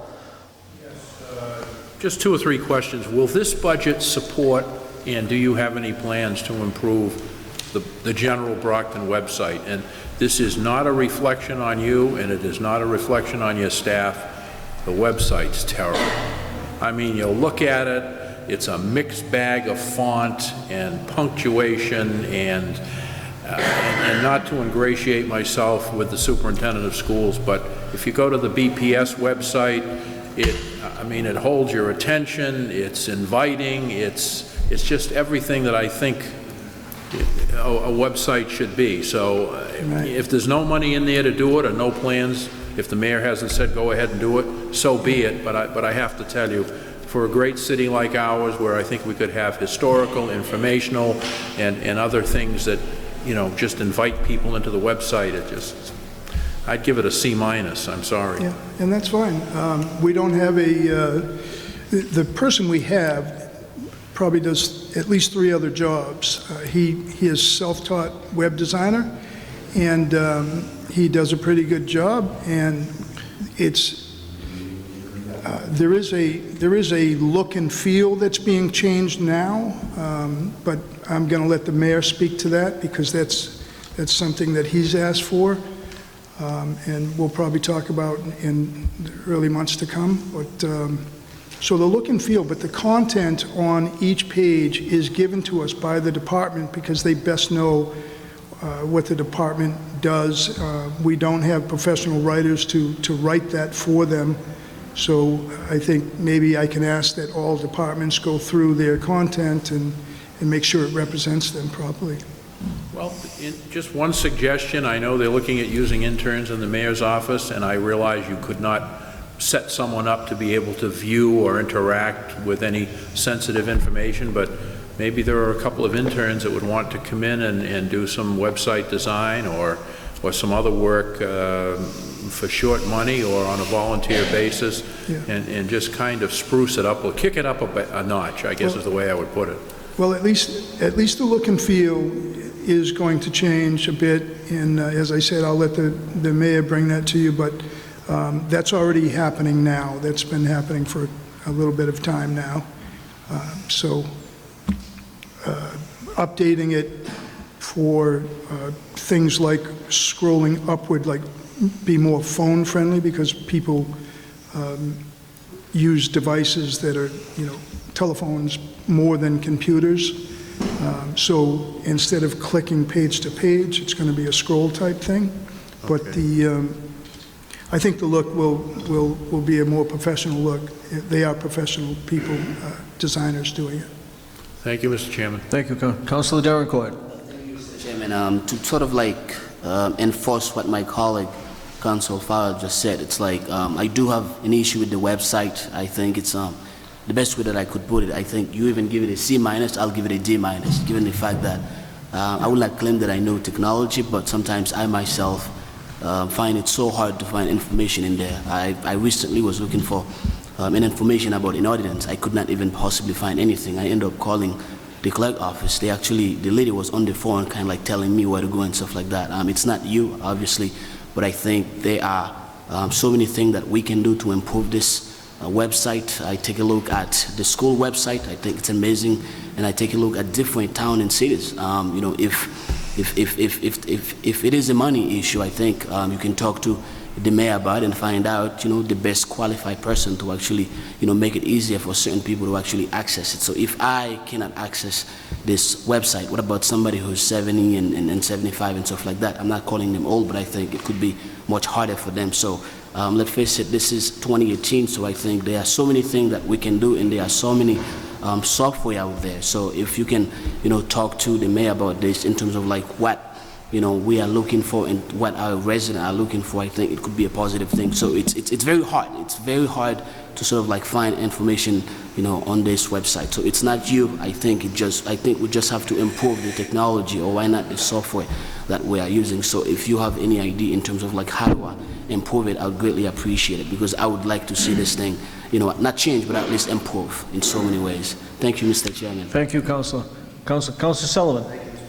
Good evening, Bill. Just last year's budget, Councilor Rodriguez came up with the idea of updating the website relative to the city council page, and I was president, and I came and met with you at Brockton High several times, and I know we did that. It took some time to get everybody scheduled to conform to getting photos and the like, but it just dawned on me now, that was last year in a new legislative session. So is this the appropriate time? I mean, do we all 11 of us need to update information and Anyone that would participate Yeah. is encouraged to do because so. I remember we had to chase certain sure. photos and stuff like that, so Yeah, we can update it at any time. okay. A Because it bio would and a definitely picture. be, I mean, I know for my own circumstances, it's outdated. I'm not the president anymore, Dennis is. Right, no, I Yeah, understand. 2 chins. Last year I had 3, come on. So, The only okay. thing that we ask is that you get your photo taken at the personnel office so Yep. that they're uniform. I don't want pictures of people on the beach and other people in suits and that type of thing, so we want to keep it, somewhat consistent. Okay, great, thank you.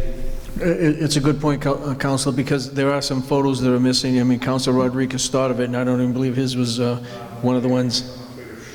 That's what I thought, okay. But yeah, it does need to be updated. So whatever we have to do, I think we should dive into it. Yeah. Anything else, councilors? Seeing as none, Mr. Santos, I guess you're all set. Thank you. Thank you. Thank you, councilors. Next item, Madam Clerk. Procurement, Michael C. Morris, CPO.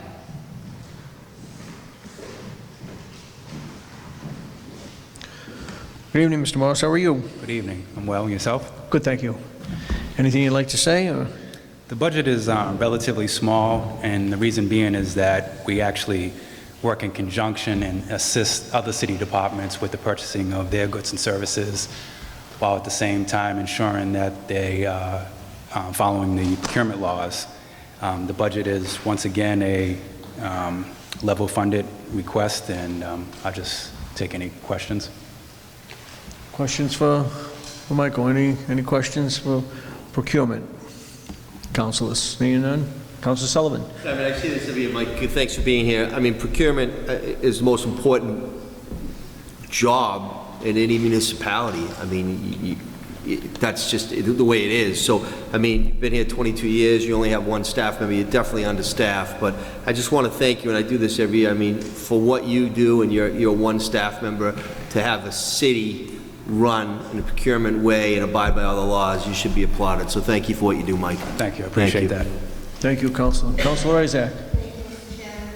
Good evening. Quick question, and this isn't directly to your budget, but is there any way that we keep track of when we work with, if we have companies that have received the bid or are working in the city, but for whatever reason we're unhappy with their work? Is there anywhere that's noted if they come back to bid on something else?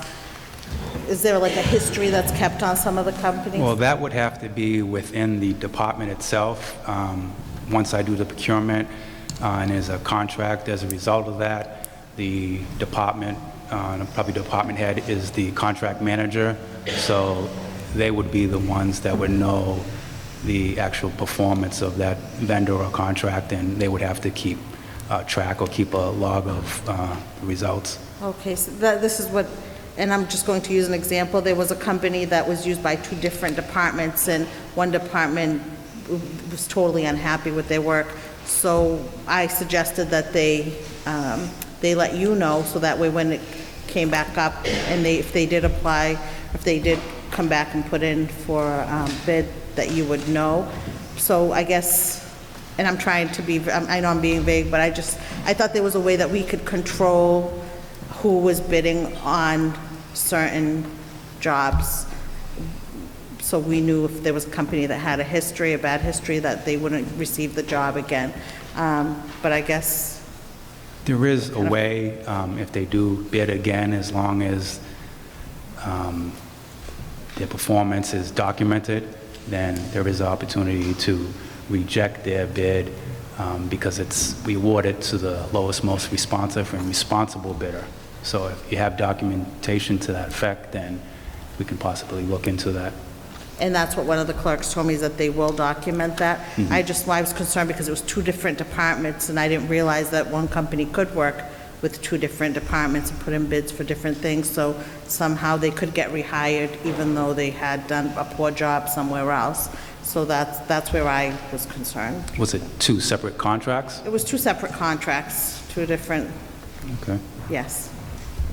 So, I mean, we can have this conversation separately. I was planning on Okay. letting you know, but it's happened in different, where companies that have had issues but have been used for different reasons. So I just wanted to see if there was a way that we could note that when they came before you. Okay, that's something we can have a discussion on. Thank you, Mr. Chairman. Thank you, Counselor. Any other questions? Any other questions for Michael? Seeing none, you're all set, Mike? Okay, thank you. Thank you, have a good evening. You too. Madam Clerk? Emergency Management, Stephen Hook, Director. Good evening, Mr. Hook, how are you? Mr. Chairman, good evening. Good City evening. Council members. I'll be brief tonight. I just want to thank my staff, volunteers, and the other city departments that provide assistance to my department on an ongoing basis. My FY19 budget is level funded, and I'll be happy to answer any questions that you have. Questions? Council Lally? I want to thank you for, for the amount of people you have, and the amount of work that is put upon those people. I just want to say thank you. You guys do a lot of work, cover a lot of ground. Even when just a standard storm comes around, everyone's meeting, everyone's working on how to get around that. I just want to say, and this is not directly related to the budget, I know, but for the next time there are a lot of power outages, I know National Grid does come out as quick as they can, but would it be possible for you and the mayor to lean on them a little more? We can try, sure. National Grid is their own operation, so they restore power based on their own criteria. So we push them as hard as we can to get critical infrastructure back up, but sometimes it's difficult. I know they're not under your control, but you probably have a phone number. We do. But thank you. Seriously, you guys do a great job. Thank you. Thank you, Council. Council Beauregard? Mr. Chair, thank you, Mr. Hook, for being here this evening. And I appreciate all the hard work you do, because I know there's no glamour in being out there in a storm or a flood or all the other, unforeseen weather emergencies that we have. I notice here it says Communication Director vacant. It looks like, it doesn't say whether you have an opportunity for it to be funded or is it unfunded? That's funded in FY19's budget, and I'm looking to get that filled as soon as the budget's passed. I haven't filled it only because I didn't want it to get cut and we have to lay somebody off. Okay, thank you very much. An important component here, communications, at a time like this. Thank you. Thank you, Councilor. Any other questions, councilors? Seeing as none, all set, Mr. Hook. Thank you. Thank you for everything you do. Thank you. Madam Clerk? School Department, Kathleen Smith, Superintendent.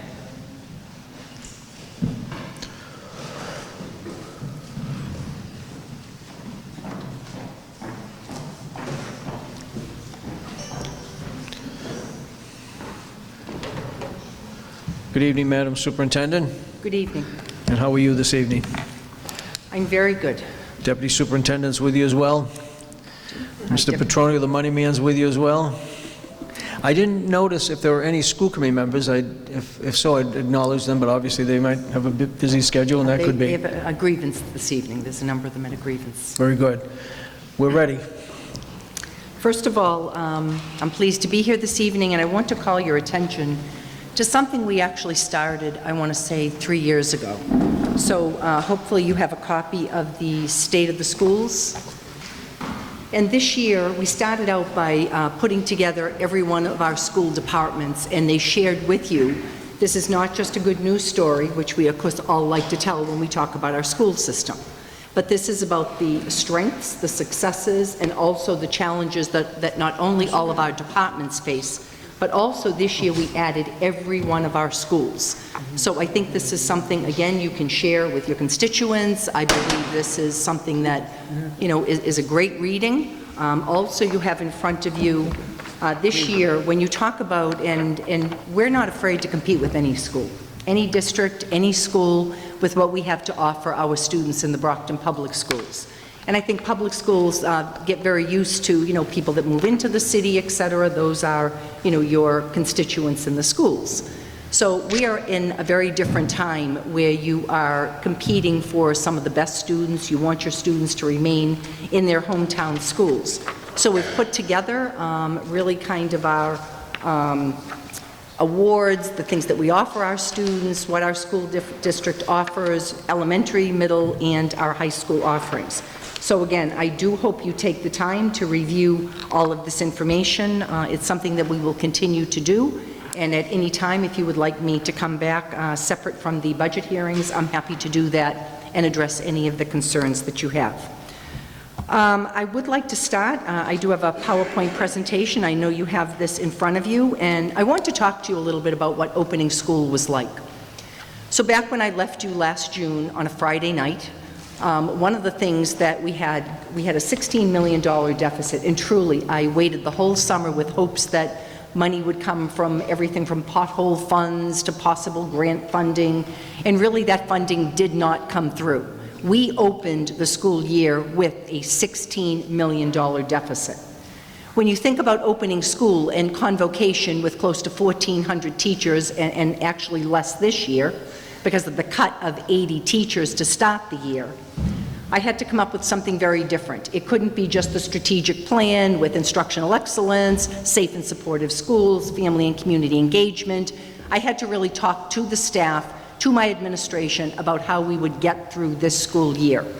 And we started with 80 yellow ribbons around the auditorium at Brockton High School, because I wanted the staff to see that 1 year ago, we had 80 more teachers than we had when we opened those doors in September. And we were not minus large numbers of students in opening those doors. One of the things I talked about was making sure that you started the school day by saying to your principal, what can I do to help out here today? And having principals say to their teachers, what can I do to make your job easier?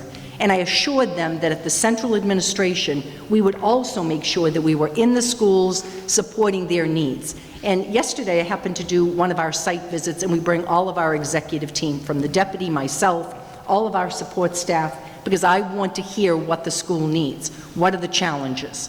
And we were at the Davis School yesterday, and it was a wonderful visit to hear how, again, difficult the year was, but how they had come through supporting each other, making sure the kids had opportunities after school, gardens growing, extra support. So this is the kind of staff we have in the Brockton Public Schools. And if we did not have a staff like this, we would not have made it through with the $16 million deficit. If you look at, next slide, please. If you look at what we have been dealing with, and this is my 5 years that I've been in front of you, you go back to FY15, we had a $6.9 million deficit, 16, 7.9, $10 million FY17. Last year, FY18, $16 million deficit. I still receive phone calls asking how we possibly could have dealt with that deficit. And this year, I stand before you again with a $9.1 million deficit. The next two pages, next pages please, are very small print, so I've actually backed that up starting on page 5 with larger print. But one of the things that it talks about is the superintendent recommended budget. So as we look at the budget barometer, it is my job to let the school committee know, what do I need in order to run a district with 22 schools, over 17,500 students, and all of the supports that we need to provide what we provide for our students every day. So the amount of money that I requested was $173 million. Last year, the money that we had to run the school was just over $161 million. If you were to look at opening the school doors in September with the same services, the same teachers, just as we will close them in 2 weeks, we would need $168 million to actually run the school district at this point with what you would call level services. I understood that that was going to be difficult to get to. I know we have difficult times. You certainly know the advocacy, and I'm happy to talk about that at another point in the presentation. But it is my job, and I want you, if you're going to ask again about why that figure, it is my job to let the school committee know what we need to run the district.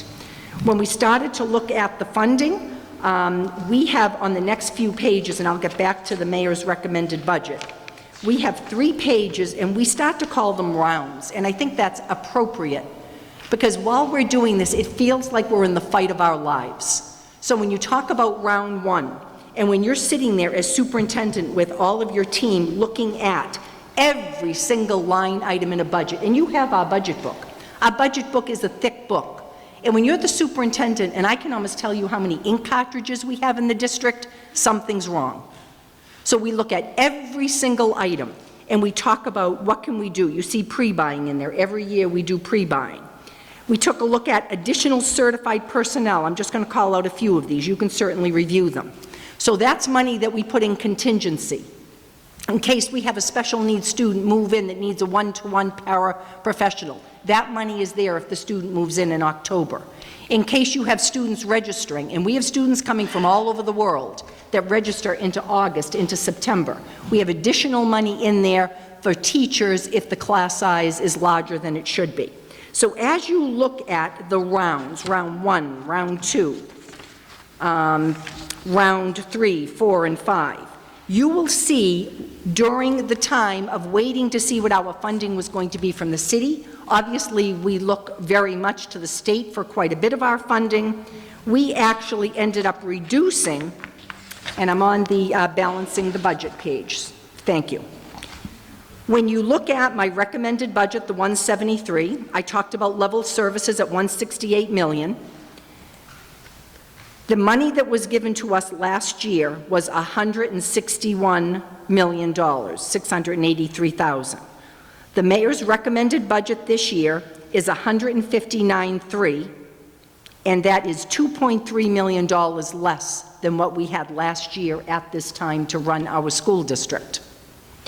The mayor has been working to come up with additional funding. He has met foundation. He's gone over foundation. And you ask, well, you know, how is that? And we'll look at another slide. Let me just finish with this slide, and I'll talk a little bit about what has happened when we meet foundation this year with less money than we met last year. So we ended up with a shortfall of $9.1 million. And when you look at all of the rounds of budget cuts, they come to $3.7 million in budget cuts. That leaves us with $5.3 million that we have to make up from some other avenue. Next slide, please. When I talk about what happens with foundation budget, many of you know, and when you hear me talk about charter schools, I always, again, you know, am not positive about charter schools, and here's why. I'm not afraid to compete with the charter school. I believe the Brockton Public Schools at every single level offers more than any charter school could ever offer our students. But when you have to fight with your hand behind your back, and here's what I mean. We get a blended rate in Brockton for students. So when you look at the per pupil cost, it takes into account if a student has special needs, if a student is an English language learner, if a student is living in poverty, if a student has trauma. There are all kinds of figures that you look at with the foundation budget. And that is a blended rate. And the rate in many urban districts are over close to $12,000, which is the rate in Brockton. We don't get to pick and choose the students that come to the Brockton Public Schools. You register, we deal with every issue that we have, we make sure that you are given all the services that you need, and that is based on that funding. When you have a charter, and a charter chooses the students through lottery, through choice, you have a very different student that's coming to your door. The average student to educate is about $7,500. And when you have choice to other districts, and I'm a supporter of choice, so when you have a West Bridgewater, an East Bridgewater, many of the surrounding towns, if a family, for whatever reason, chooses to go to one of those towns, or if a family chooses to come to the Brockton Public Schools, there is a certain rate. You get, meaning the district getting the student gets $5,000. If you look at that 12,000, 12 plus, we keep about $7,500 of that money. That makes a difference when you talk about our blended rate. If you look at the charter school and what has happened, so you saw the slide on the deficits, excuse me, you saw the slide on the deficits. Now I want you to look at those same years. And you look at the charter numbers creeping up. 4.3 million in FY15, up to 5 million FY16, 17 when the charter came into Brockton, 8.8 million, and continuing to increase because the other thing that we don't see is a school like South Shore Charter has increased seats, or a school like a Foxborough Charter has increased seats. Many of our families have chosen the charter option, whether it seems like it's a private option. There are families that like some of the things that charters are allowed to do that we're not allowed to do in a public school system. So for those reasons, when you look at reaching foundation formula, you get to count your choice money and your charter money towards your contribution, city's contribution to the Brockton Public Schools. That's Schedule 19. So because of those escalating costs, a formula that I feel is broken as far as the funding of schools, it's no wonder that a charter likes to settle in an urban district. Why would you want to settle in another district when you're looking to take students from urban districts? Because the cost is so much higher. Next slide, please. Balancing the budget. With the $5+ million that was left at the deficit, when you have looked at everything that you could possibly cut in your budget, now you have to look at staff reduction. So on top of what we did last year, presently right now, we have 83 certified staff notices for reduction in force. We have 13 do not fill. Those are from either retirements or positions that we have cut. And those are, again, numerous continued vacancies. We voted in subcommittee about a week ago, and I want you to know it is very difficult when you stand before the school committee and you have to make up this deficit. And you have lost middle school youngsters. We have lost students to the charter through middle school numbers. So over 300 students we've lost in the Brockton Public Schools. They don't come from conveniently any one school. They come from 7 middle schools that are left in the city. So one of the recommendations I had to look at this year was a recommendation to close a middle school. Your campus schools are your largest schools in the city, your north, south, east, and west. We looked at 2 options. And until I started to hear some numbers, and again, the House and the Senate are in the middle of their joint committees right now looking at their budget. I have nothing definitive. The one thing I do have is it's not a pothole fund account. It looks to me like the budgets that are in place for districts throughout the Commonwealth, the money is better than it certainly was a year ago, although I don't have those figures. So going before the school committee, one of the recommendations, the biggest bang for your buck is to close a school. You wouldn't have a principal's salary, an assistant principal, a custodian, the school nurse, the school adjustment counselor, along with the reduction of teachers and the closing of a building. So one of the recommendations was the Ashfield Middle School at $2.1 million. The Davis School, which has a K-8 school, grades 6, 7, and 8, which would have been about another $400,000 or $500,000, because desperate times call for desperate measures. The Ashfield School is an excellent middle school. Families love it. It's in the middle of a neighborhood, has a lot of success, wonderful things happening. Davis School, same thing. K-8 school, excellent school, done a great job with kids that want to remain K-8 with not a lot of transition before they head off to the high school. But those were the desperate measures.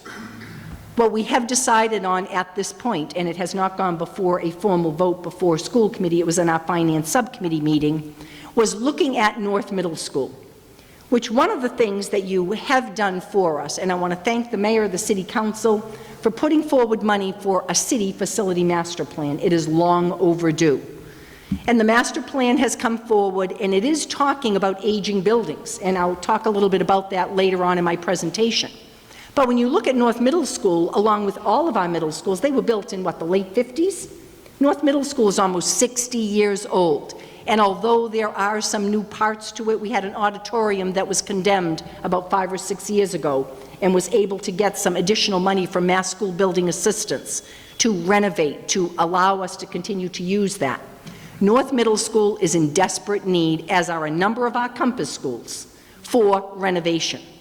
So what we have decided at this point is to phase out presently 6th grade students entering North this year. We're recommending they do not enter North. It's about a savings of $500,000. We will then phase out, so the present 6th graders will become 7th graders. Present 7th will become 8th grade. We'll have 7th and 8th grade there next year. It allows us to reduce teachers, to consolidate our middle school numbers. When our last group graduates as 8th graders next year, our Deputy Superintendent Mike Thomas will put forth a statement of interest with Math School Building Assistance. We will be coming to you to talk about the possibility of being able to go forward with some facility master planning, North Middle School to start, and start to do what we need to do in our schools for our community. We cannot let these schools continue to age, to fall apart, to piecemeal. There was conversation today. I had to meet with the staff at North to let them know what was happening. And there was talk about, well, can't you renovate with us in the building? These buildings are old. You know, there's asbestos. There are things that we're not even sure of there. When you renovate, and although there are good bones, you know, it is taking the students out of the school. So it gives us time to plan with you, and to hopefully come up with a way that in another 5 years or so, you will have a brand new campus school and the start of really looking to renovate our buildings in the Brockton Public Schools and throughout the city. The next slide is the new accountability system. And I want you to pay particular attention, because as we go into MCAS 2.0, there are some things that we cannot lose sight of. So when we talk about 16 million, and I'm talking about almost 10 million again this year, we cannot lose sight of our district. The last thing we want is state intervention. We want to make sure we have control over the decisions. And don't think for 1 minute. You ask Holyoke and you ask Lawrence. The state comes in and they don't leave. So looking at some things to be concerned about, the new accountability system. People say to me, well, can we go back to neighborhood schools? Well, that's something we can think about as a city. But we have to be careful about decreasing transportation. Remember, we have a high school on one whole side of the city. And although you're allowed not to provide transportation for high school students, the last thing we want to do is have a student on the east side of Brockton not be able to get to their high school on a daily basis. So you have accountability now, and you get points if there are chronic absenteeism. There needs to be advanced coursework, advanced placement, international baccalaureate, dual enrollment with college, and other advanced courses count, again, as a plus for any district. The test is harder. It's at a higher level than in the past. It's now geared to demonstrate grade-level mastery at every grade level. There will be a bottom 25%, which will be overwhelmingly populated by students with disabilities, students in poverty, English language learners, which means we need to make sure we are providing interventions. We're providing opportunities for those youngsters coming here, learning the English language, so that they can become proficient and continue to advance. And we are able to do it. We just need the resources to do it. Excuse me. I'm sure all of you know I talk too much. This probably... If you had it earlier, I'd be better, meaning earlier in the day. Next slide, please. I thought you'd ask about class size across the district. I tell you, every time I go into a school, the first thing I do is count heads. We actually had the Secretary of Education here last week. Representative Claire Cronin invited him to the district. We went to visit the high school, and this was not to put on a dog and pony show, and we went to look at the class sizes, what was happening with our students. I have to tell you, first of all, our department heads at the high school were excellent. We went into classes, and yeah, we were counting heads in labs with 35 students in a lab class. And yet the teaching that was going on was excellent. We went to North, same thing, an SEI, Sheltered English Immersion class, 38 new English language learners. Excellent lesson. 38 youngsters in a class. So these are the things, again, across the district. We also saw an elementary school, the Raymond, 27 students in a kindergarten class with a shared para among kindergartens at the school. So to look at our average class size, it's very difficult because we have zones, and we do have some elementary schools where there are some reasonable class sizes. It's not as easy as transporting kids to a school that has less than another school. You can look at the Angelo, Hancock, Kennedy, George, Raymond, highly selected, average kindergarten class size 28 to 30. I love the story of one of my executive officers whose son is going to be attending kindergarten in Westwood. And he came the other day and he said to me, we went to registration, and what they said to us was, we apologize, there are 19 students registered in the class, but we've added another teacher. So this is what we're competing against. So Westwood is a world away in many ways, but it truly is 15 minutes down the street. And their class sizes in kindergarten, it's unacceptable when you get to 19. You add an extra teacher to make sure that, and think of those students, that they have opportunities to begin their school careers. You can look through them, grade 1, and we name the schools where we have the highest concentration of large class sizes. Elementary from grade 1, we have some classes, pay close attention, grade 5, 31, 6, 7, and 8, 27 to 29, average class sizes. Brockton High, 25 to 30, average class sizes. Next slide, please. I put this on there this year. These are all red flags. These are red flag warnings to our district. What can we do? Our philosophy in funding needs to change. We need to be investing in education. And that's it. When I stand before you, and I know many of you know this because I have continued conversation, Aldo Petronio and I put together a list of how many times we went to the State House. We've been advocating with other districts. We've gone to other districts to do presentations. And, you know, the advocating that continues to go on to look at not only our equity in education lawsuit, but pushing forward the Foundation Budget Review Commission recommendations, which are sitting there. And any of you that are looking at the paper, the medias, you know that Brockton is making a difference. Us being out there, having these conversations is making a difference at a state level. Across the state, we're having phone calls every day from another district suffering some of the same effects that we are. So we have to look at our investment in education. We have to be doing everything that we can do as a city to support our students, noting that we're not in this alone, that we have to look at many, many factors here, including the state's support. We need to reduce class size. We cannot continue to have class sizes that do not support the teachers in the classroom nor those students learning. We need to make sure that we have support staff and teaching staff stability. When I went and spoke to teachers at North today, one young man in the audience, I called him out because every year I know that when I sign, and I personally sign every one of the reduction in force, the dreaded pink slips, and I try to write a note to the teachers, because we need to make sure that when we hire the best, because that's what we need for our urban kids, that the teachers feel, this is my 41st year, this has been a wonderful career. This to me is more than a job. It's more than a job to everybody sitting out here that is involved in the schools. It's a dedication, and these are people that we want to invest in for professional development. We want them to be part of our families, our community, to bring us to the levels. When you go up there and you watch the Pops concert, you go and see the spring musical where they won 9 awards statewide. You go into the state and you see that they're competing in the Theater Guild, and they're competing with districts that are the Wellesleys and the Westons. There's no other urban districts there, but Brockton is there. These are the kind of people you want to hire, the Carol Thomases that retired, the Bob Hogan that continues to do this. Bob Hogan, pink slip, or excuse me, blue slip, not a pink slip this year. These are the things that are happening in our district. So to find some kind of staff and teacher staff stability. We need to make sure, when you look at the cuts, I hope you take notice of 21st century technology for students and teachers needs to be supported and advanced, not to be cut every single year.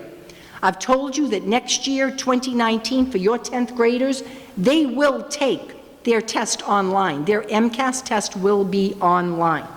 We need to be starting when they're in first, second grade, getting used to the devices, learning with the devices, having it just like their phones are, like another appendage that they rely on for everything that they're doing. And our facilities needs to have ongoing maintenance support. We need upgrades, we need renovations, and we need new facilities. City revenues. The schools require more city support. Our school department has advocated and received more grant funding.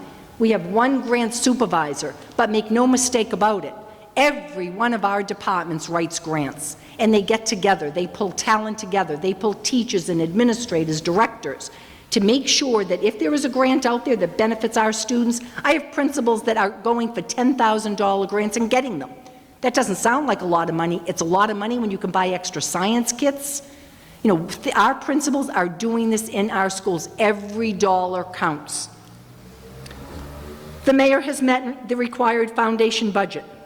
The House and the Senate has increased the governor's proposed budget and is advocating to give more to education. And don't think that is not because we have our foot on the pedal and we are making sure that we are there, we're advocating with our representatives, our senators, and making sure that we have a presence, certainly in that State House, and they know we're not going away.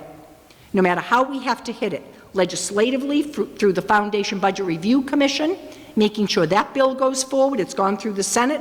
We're waiting to see what happens in the House.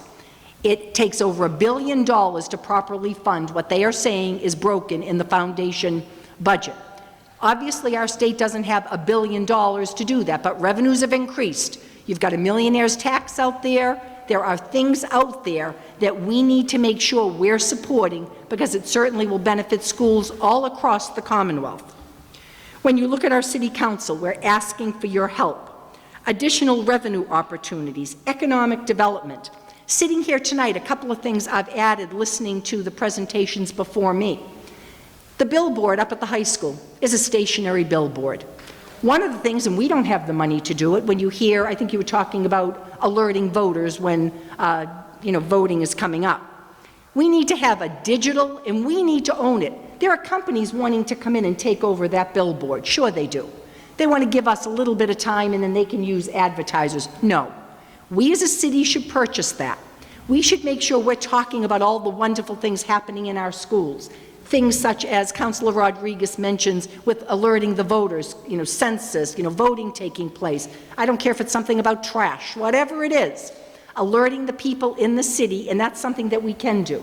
But that takes some thoughtfulness on our part, talking about it and not letting somebody come to us and say, we'd love to purchase that billboard and give you a little bit of time on it. Unacceptable. When you talk about, I just heard you talking about your website. We this year, because we had to make sure, and I believe this is for all websites, we have to meet mandates for the Office for Civil Rights so that people see certain documents, people that have disabilities. We have brought on, during a very difficult time, a new webmaster. And Seamus Clifford is a Brockton High School graduate. He has done an excellent job. Thank you for complimenting our web design. Michelle Bolton, our communications director, they've worked long and hard hours. And we are willing to share that with the city. Those are things that we should be able to do together if that benefits all of us in the city. So the vision. I'm pleased about the facility master plan. Please help us to implement that as we go forward with our statement of interest in renovating our schools. We're bringing on an international school. Actually, it's going to be called a global studies school. We started probably about 14 years ago with the UNTAS program, which is our Spanish dual language program at the George School. 2 years ago, we brought the UNIDOS program, our Portuguese-speaking program at the Raymond School. We held off last year bringing our French dual immersion program, which was our goal over 5 years ago. Because of the $16 million deficit. We're not holding back anymore. Our kids deserve to progress, deserve these opportunities. So we are going to be starting our little kindergarten class of Amitié, which is our French dual immersion program, and it will all be housed at the George School. All 3 languages. They'll continue through middle school, all the way up to high school. And if we don't see that as a benefit to our community, that if our students come out speaking all 3 languages, we have students speaking Spanish, speaking Portuguese, speaking French, the difference it makes in our businesses, the difference it makes in our families and our community. So we are moving forward with that. And we also have pulled back, finally, the kindergarten age. So we were one of just very few communities that had a December 31st cutoff date. We have always called them the Burr babies, September, October, November, December. Many of our students are very young at 4 years old, coming to what is required with kindergarten nowadays, the standards. So next year, we're pulling it back to November 1st. You need to be 5 by November 1st. And the year after that, it will be September 1st, which is what all of our area towns do. With that, though, we're also starting a preschool. It will be a half-day program. We'll start with probably just under 200 youngsters, and we have them at 2 sites. The Downey and the Arnone School will be the sites of our preschool starting next year. Next slide, please. The facts on the City of Champions. So you can look at every one of our schools. Pay special attention to Brockton High School. I love when people say, oh, do you mean the new Brockton High? And now I look at them and I won't let people call it the new Brockton High. Yes, I understand the Keith Center, which has had a number of name changes, is the old Brockton High, and I guess the building up on Forest Ave is the new Brockton High, but really, it's 48 years old. When you look at our middle schools, you'll see, again, 60-plus years. And the next slide, you see red flags all around Brockton. And those of you that attended my community forum, a number of the counselors were there. I thank you for being there last Wednesday evening. You know that when I talked about this, there seemed to be a lot of support in the audience when you say to everybody, West Bridgewater, new high school, East Bridgewater, new high school, Whitman-Hanson, new high school, Stoughton building a new high school, Middleborough building a new high school, Fall River is building a new high school. We have got to start to pay attention to making sure our students have the opportunities that they deserve for 21st century skills, making sure we have upgrades, making sure that we have, and when you look at our forefathers, and those of you that remember Harry Allen, when I became director of community schools back in 2001, I didn't know Harry well, but I met him down the Cape and spent all day with him and never lifted my head. And the one thing that I remembered him talking about, and I remembered lots of things, but the thing that really struck me was he talked about Brockton High School, and he talked about our forefathers spending $16.3 million to build that high school in the late 60s with the so-called baby boomers. And they built, I mean, look at that facility. Look at what it has withstood. It has graduated for you, probably over 50,000 students have walked through those doors. And again, back then, people said, 16.3 million, we're a blue-collar community. And yet the idea in the community school idea was the doors wouldn't close. It would be open for the community to use. It is continually open. We welcome the community, and times have changed. But the reason I say that is when you look at, on the last page, Lowell is building a new high school. And I believe it's over $345 million to build a high school. Now, I'm not sure what Brockton High will be, because I believe you can add a beautiful STEM wing on, and you can take down every one of your houses and renovate them.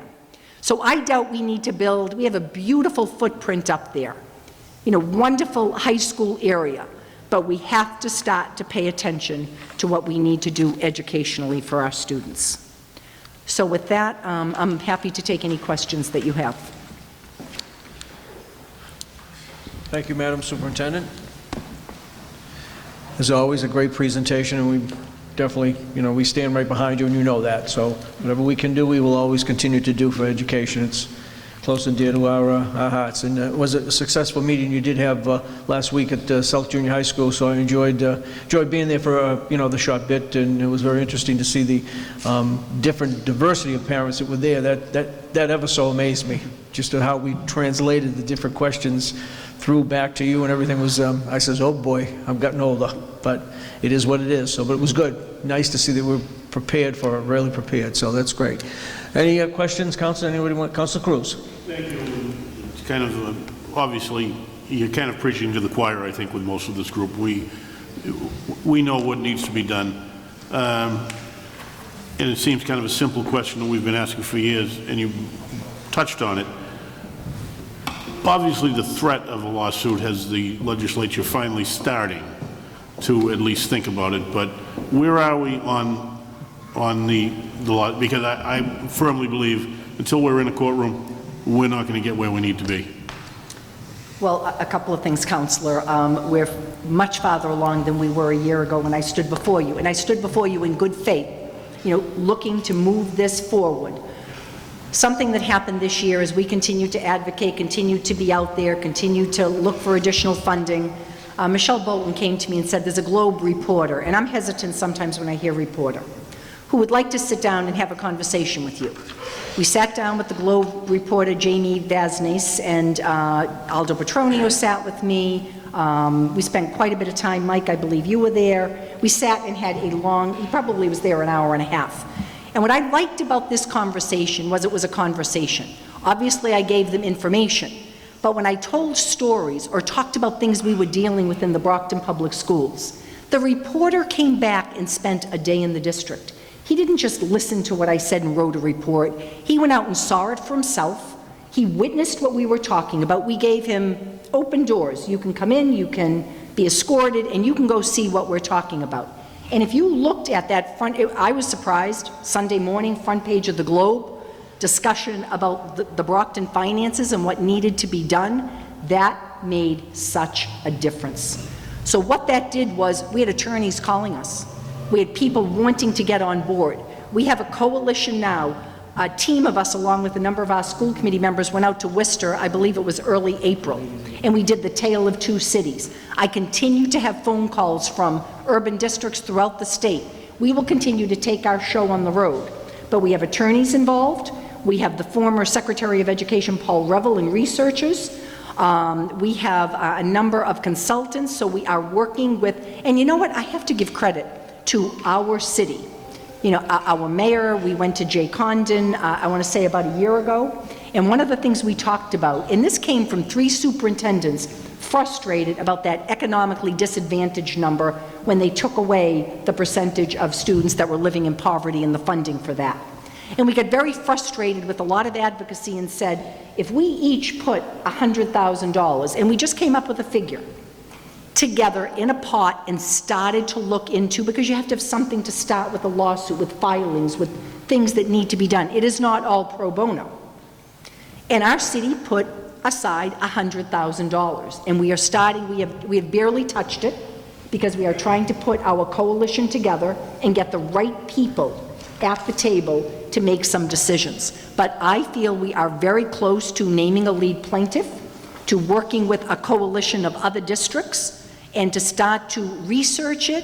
I have heard that there are, and I don't want to start naming here, but there are other groups that come on and join in lawsuits, or come in to support a lawsuit. So there are a number of groups watching what we are doing. So I believe with my heart that I know it takes years. I mean, this is not something, even if we get filed in the fall, but I do feel that it is going to push our state legislature to start to look at their own recommendations. When I heard Paul Revel last year in July, Aldo and I were there at a public hearing about putting forward the Foundation Budget Review Commission recommendations.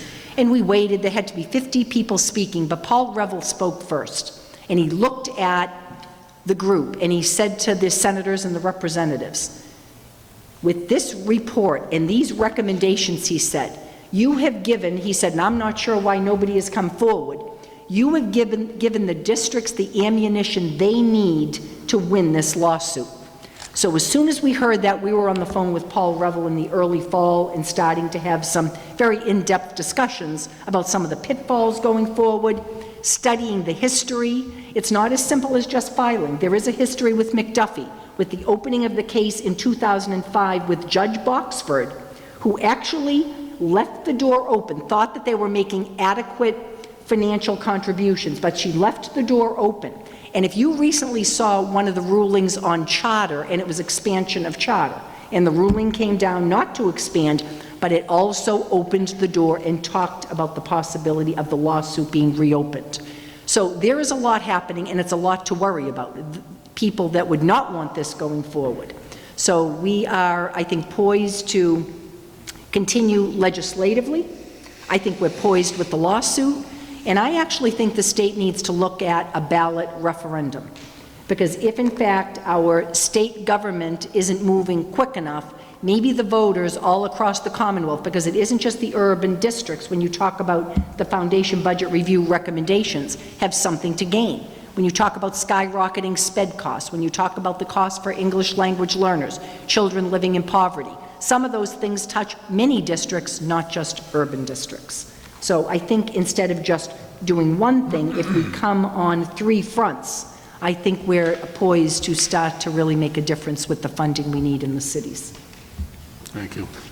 And I do want to mention, I just saw some of your school committee just come in, so hopefully they handled the grievance well and didn't cost the city any money. So We have Mr. D'Agostino, Ward 3 School Committee man. I see Tim Sullivan, Ward 7. and Sullivan, Judy Sullivan. And Judy Sullivan for Ward 5. Sullivan, Ward 5. Yep. Yeah, we don't have good lighting here in our road world, so I think this is great. This is great. we don't. All set, Councilor Cruz? Yeah, I could go on and on, but I just want to thank you. And I do want to mention what a great job everybody did this past Saturday. Councilor Lally and myself, and Councilor Darren Court, and who else was there? Councilor Rodriguez at graduation, and did a great job, and it's a great group of kids. So when you have Armin Marion down here in my seat in a couple of years, we'll be able to maybe we'll be able to fix everything. So thank you. Thank you. Councilor Monahan? You made me and Council Cruz feel a little old tonight because we were freshmen when the new high school opened up. And that was, what year was that? 69, I think it was, 69, 70. So just feeling a little bit decrepit now. I think we need some new fixing up ourselves. Well, I was a sophomore in high school, so I'm right there with you. I'm sorry. I do feel old. Yeah. And it's good to hear that you started to make a little progress here. I think finally they're starting to listen to us up at the State House. And I mean, to me, as we said years and years, it's just reprehensible what the state has done to these gateway cities, especially Brockton, and the formulas they changed, and even the other the other cities and towns around us. They have to vote on this stuff, and it seems like they're abandoning the cities that need it the most. And to me, I mean, all these cities that are rich have plenty of money. They don't even need the money that they're getting from the state, some of them. And it's just horrible how these kids are being treated by this state and this governor and the education board. Really, to me, it's really reprehensible, and they really better start paying attention, because thank God you guys and our state reps and senator are really moving forward and really pushing it. And that was a great article, and you're right, it made a big difference. Thank God finally they're listening to us. I'm just saying, with what we get now, we are going to get some additional funding once the Senate finishes their budget. So you guys every year, I don't even know how you do it, but you pull through, you get your teachers back, most of them, with this additional money here and the $9 million budget deficit instead of $15 million. Are you going to be able to do what you want to do? Well, you know, Counselor, again, I appreciate the support, and I always feel supported. But the one thing I'm hearing from the teachers, and like I said to you, every time I face them, I look at the long faces, I'm already thinking, what am I going to do this September? Is it perseverance? I think that's how I start this September. They're looking for the city to also look at economic development. What are the ways that we, as a city, along with pushing the state, the teachers are saying, you know, what can we do? You know, I hear, well, the teachers don't live here. Well, a lot of teachers do live here. A lot of their families live here. A lot of their relatives live here. So it's important to all of us, you know, to come together and to find ways that we can encourage businesses, development. What are the ways that we also can change and make sure, I mean, we're obviously not the shoe city anymore, and no cities have the factories that they used to have. So we need to reinvent ourselves. You know, why would you not want to come and send your child, you know, to a school in Brockton? You know, and again, it isn't just being the superintendent, but when I sat there last night, we gave out, I think last night, about 300 awards, and it was everything from athletics to the arts to academics to 800s on the MCAS test. You look at some of these students. We had a Leading the Nation event, which was the state's event all year long, and it was the McDuffie case. I don't think they were actually too happy. It was interesting. The big event was sometime in April when we were there, and quite a bit had happened, you know, since April with the article and a lot of the pushing. But I say that because they came to Brockton. they did a bus tour, and that was, I believe, in May. And one of the young girls that spoke, we have performances for them up at the high school. We let them see the art show with all our student artwork, all of our winners. It was just before the spring musical. They actually put on a couple of skits from the spring musical with the music. One of the young art majors, who was an award winner, came from Honduras. She came here as a 16-year-old. Her English was impeccable. You had to hear her present herself and talk about what the arts allowed her to do. She's going on to college. It is amazing to me the work that we continue to do in this school district for our students. I honestly can't imagine sending your student anyplace else. So we continue to offer a first-class education, and I don't know about opening those doors in September. I'm waiting to see what the state is doing. I'm asking the city council, if there's anything that you can certainly do, as I said, whether it's economic development, whether it's looking at ways to push additional money to the schools in Brockton so that we are not opening the doors with, and I don't know what that number is going to be. I told you that there are 83 pink slips. I can assure you that will not be the number. It will be less this year, but I don't know how much less. Council Cruz said, you're preaching to the choir. Whatever we can do to help, whatever the mayor comes up with the money for appropriations, I'm pretty sure it's going to just go right through here. So thank you for your presentation. Thank you, Mr. Chairman. Thank you, Councilor. Councilor Beauregard. Thank you, Mr. Chair, and thank you, Superintendent. So let's talk about two other things. When the students went, and I was with Councilor Azak and a few of the school committee people and some of your team, just remarkable, whether it was the coach that led the students to statewide recognition for their soccer and the presentation. I think it's very important for people to know that you weren't the only high school there, but you were the only high school that had the students well behaved and well presented, and as they took their tour of the high school, the State House from the high school, and what they brought back. And it was very impressive, and it was interesting because I too was up there in April as they talked about the McDuffie case and how they were reverting, and it was a little frustrating because people need to know this, that they were remarking on the accomplishments of some of the charter schools. So there was this lean toward some of the for-profit charter schools, and at that point it wasn't even demonstrating the talent that was really brought out through the public school system when the majority of the individuals attending were from public schools working hard to bring more support and more funding to the public schools that serve throughout the Commonwealth. So and again, I want to remark on that. I also want to point out that some of us are members of the Brockton High School alumni. And last week, we had a standing room only recognition award night for not one, but 3 remarkable people that have graduated through the Brockton Public School System.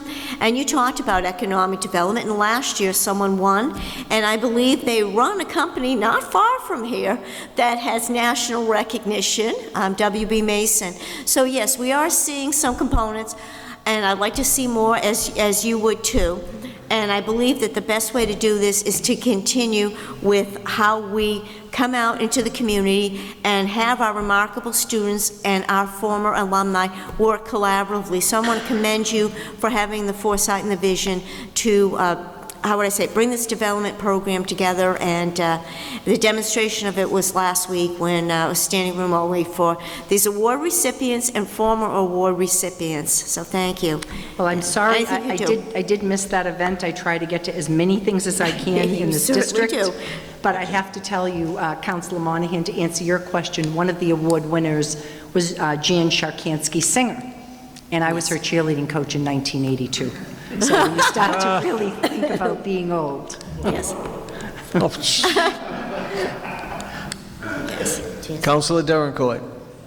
Mr. Chairman, where do I start? Superintendent Smith, I would like to personally thank you, obviously, for everything that you are doing for our students. And not just you, but I would like to thank all the teachers and principals and staff and anybody who actually take their time, like you said, to see it not as a job, but as a passion, as a vocation. I myself seen you many times, day in and day out, fighting for all of us. And obviously, you know me. It's like, as somebody who was born in a foreign country, came here and learned the language, I think I can empathize with some of your English learners. And I know that you are into this, not just for you, but for all of us. And obviously, you've been doing this job for the past 41 years. And one thing that makes me so happy is that when you started, I wasn't born. And I think so far you still continue. Well, I'm 28 now. Yeah, of course.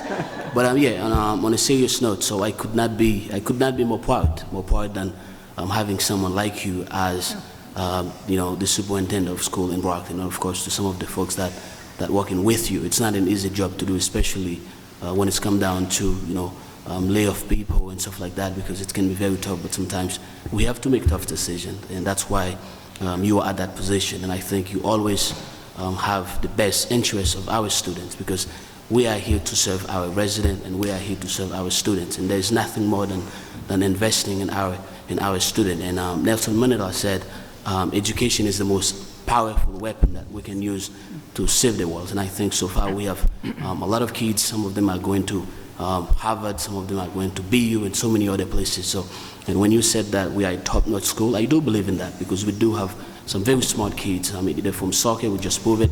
This year won that championship.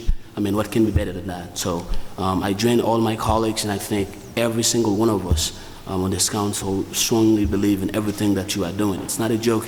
It's a very commitment. It's hard. But I've seen you at the State House fighting all the time. So I just want to personally thank you. Thank you for everything you're doing. I know you and I spoke a few times, but I never had the opportunity and thanking you, publicly. So recently, like my colleague, Council Cruz said, I witnessed the graduation. By the way, it was my first one actually to witness. It was one of the most amazing things that I could possibly see, because I see people come from all over the world. You can tell by the names. And I think this is what makes our city so strong, the diversity that we have. And with that French and Spanish and Portuguese language that you have coming on board, I think it's going to allow our youngsters to be able to speak multiple languages. And I said it all the time, being able to speak, the language, it's not just a skill, it's an asset, because you will be able to use it in so many ways. And I know making that investment is one of the most important things that you can do for these young 4, 5, 6 years olds. And I encourage you not to give up, because I know that you have our back. You just said it. You're just preaching to the choir. I personally will always do anything that I could possibly do to making sure that I stand for education, because I know giving a piece of education to a child will set that child free. It will allow them to think for themselves critically, openly, with decency. But preventing them from having that piece of knowledge will stop them from doing so many things, because I myself wouldn't be able to be here tonight without that piece of education. And obviously, I learned English for free at the Brockton Public Library, and I went to so many programs in the city. It's because you folks have done so many for someone like myself to come in here. So when I see someone like you, like I said, so passionate, so eager, knowledgeable about the issue, fighting for all of us, it gives me hope. It makes me feel like you are not just there to collect a paycheck, but you are investing times, thinking about strategy, vision, and stuff like that. So I could not be more happy. So thank you so much for everything that you do, and I look forward to seeing what you will do. Well, thank you very much, but I do have to say,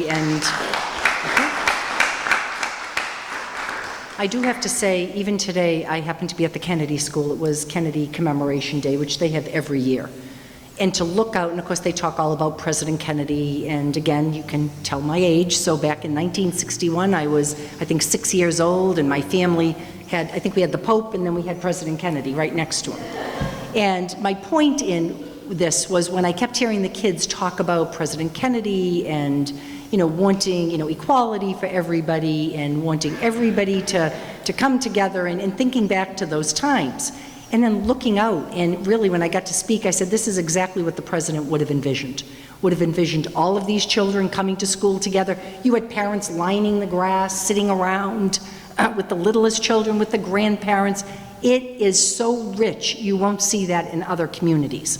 And when I look at Principal Rogan, you've got Principal Mary Beth O'Brien, brought up in the Brockton Public School, lived here her whole life, leading a turnaround school effort, in one of the poorest neighborhoods in the city. It's because of people like this in your schools that we will make it through this. When we talk about how we're ever going to get through this, when people call and say to me, $16 million, how did you do it? When I talk about opening school, that is how we did it.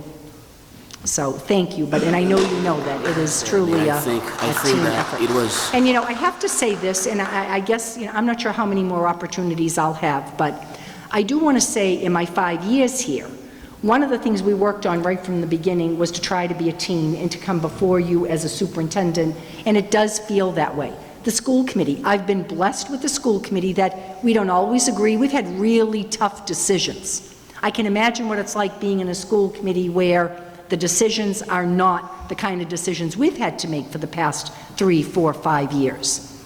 But, we're able to do that, and people actually have respect, and we work together, and yes, we get frustrated, and yes, we're doing the best that we can, but we are very fortunate in Brockton to have people that are elected officials and are working together to do, and I do believe that everybody is here for the right purpose. And when I come before you, I know you support kids, I know you support education, and I know we're making tough decisions throughout the whole city.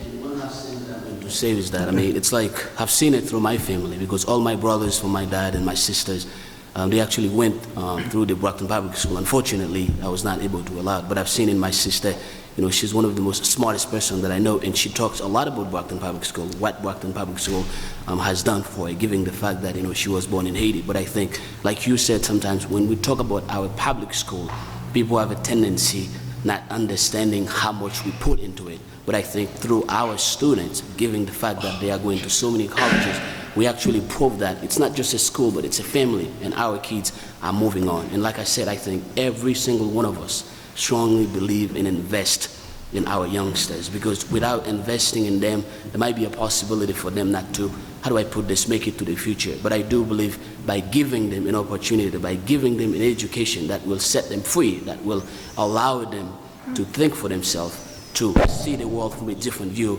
it will be a benefit for our city. And you know why? Because some of these people will come back to our city and invest into it. You talk about economy development. This is something that I actually ask our planner. What are you doing to bring business into our city? Well, we need those people when they leave the city to come back. And I think some of us would have left the city by now if we did not believe into it.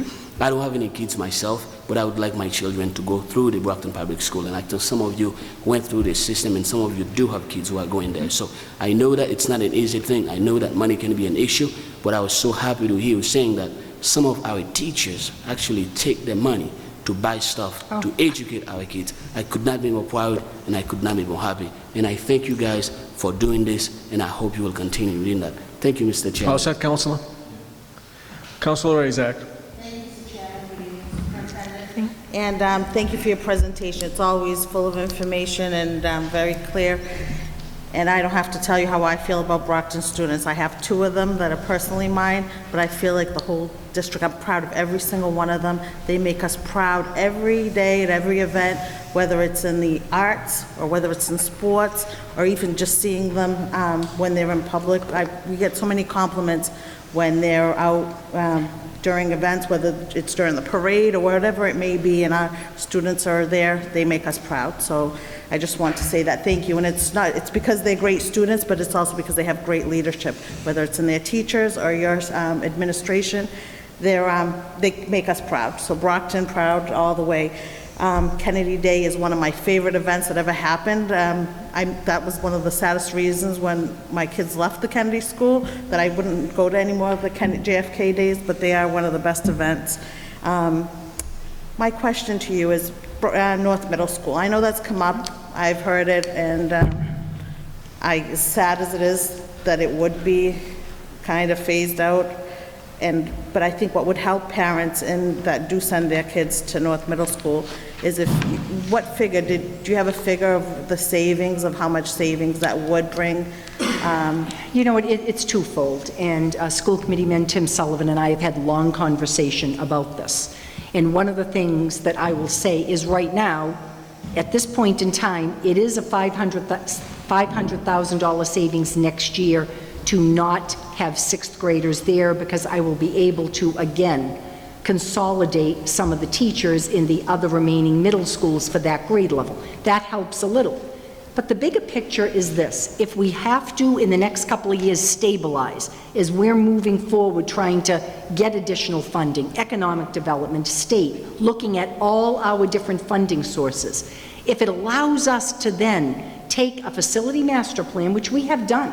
You know, you funded that. That is done. It puts us in a position. I know Deputy Superintendent Thomas is well thought of with Mass School Building Assistance. He's done a number of projects throughout the district the past 6 or 7 years, that in order to get 80% on the dollar to renovate, the possibility of a STEM wing, they're allowing certain things even for that middle school. Looking at those fields, you know, to be able to look ahead and to say to the community, this right now is a struggle, but if at the end we have the first of our new campus schools, how soon before West is lining up or East is lining up with the expectation that we provide that same service throughout the city? So I understand, you know, you're situated in Ward 7, and I'm hoping, and it's not about messaging.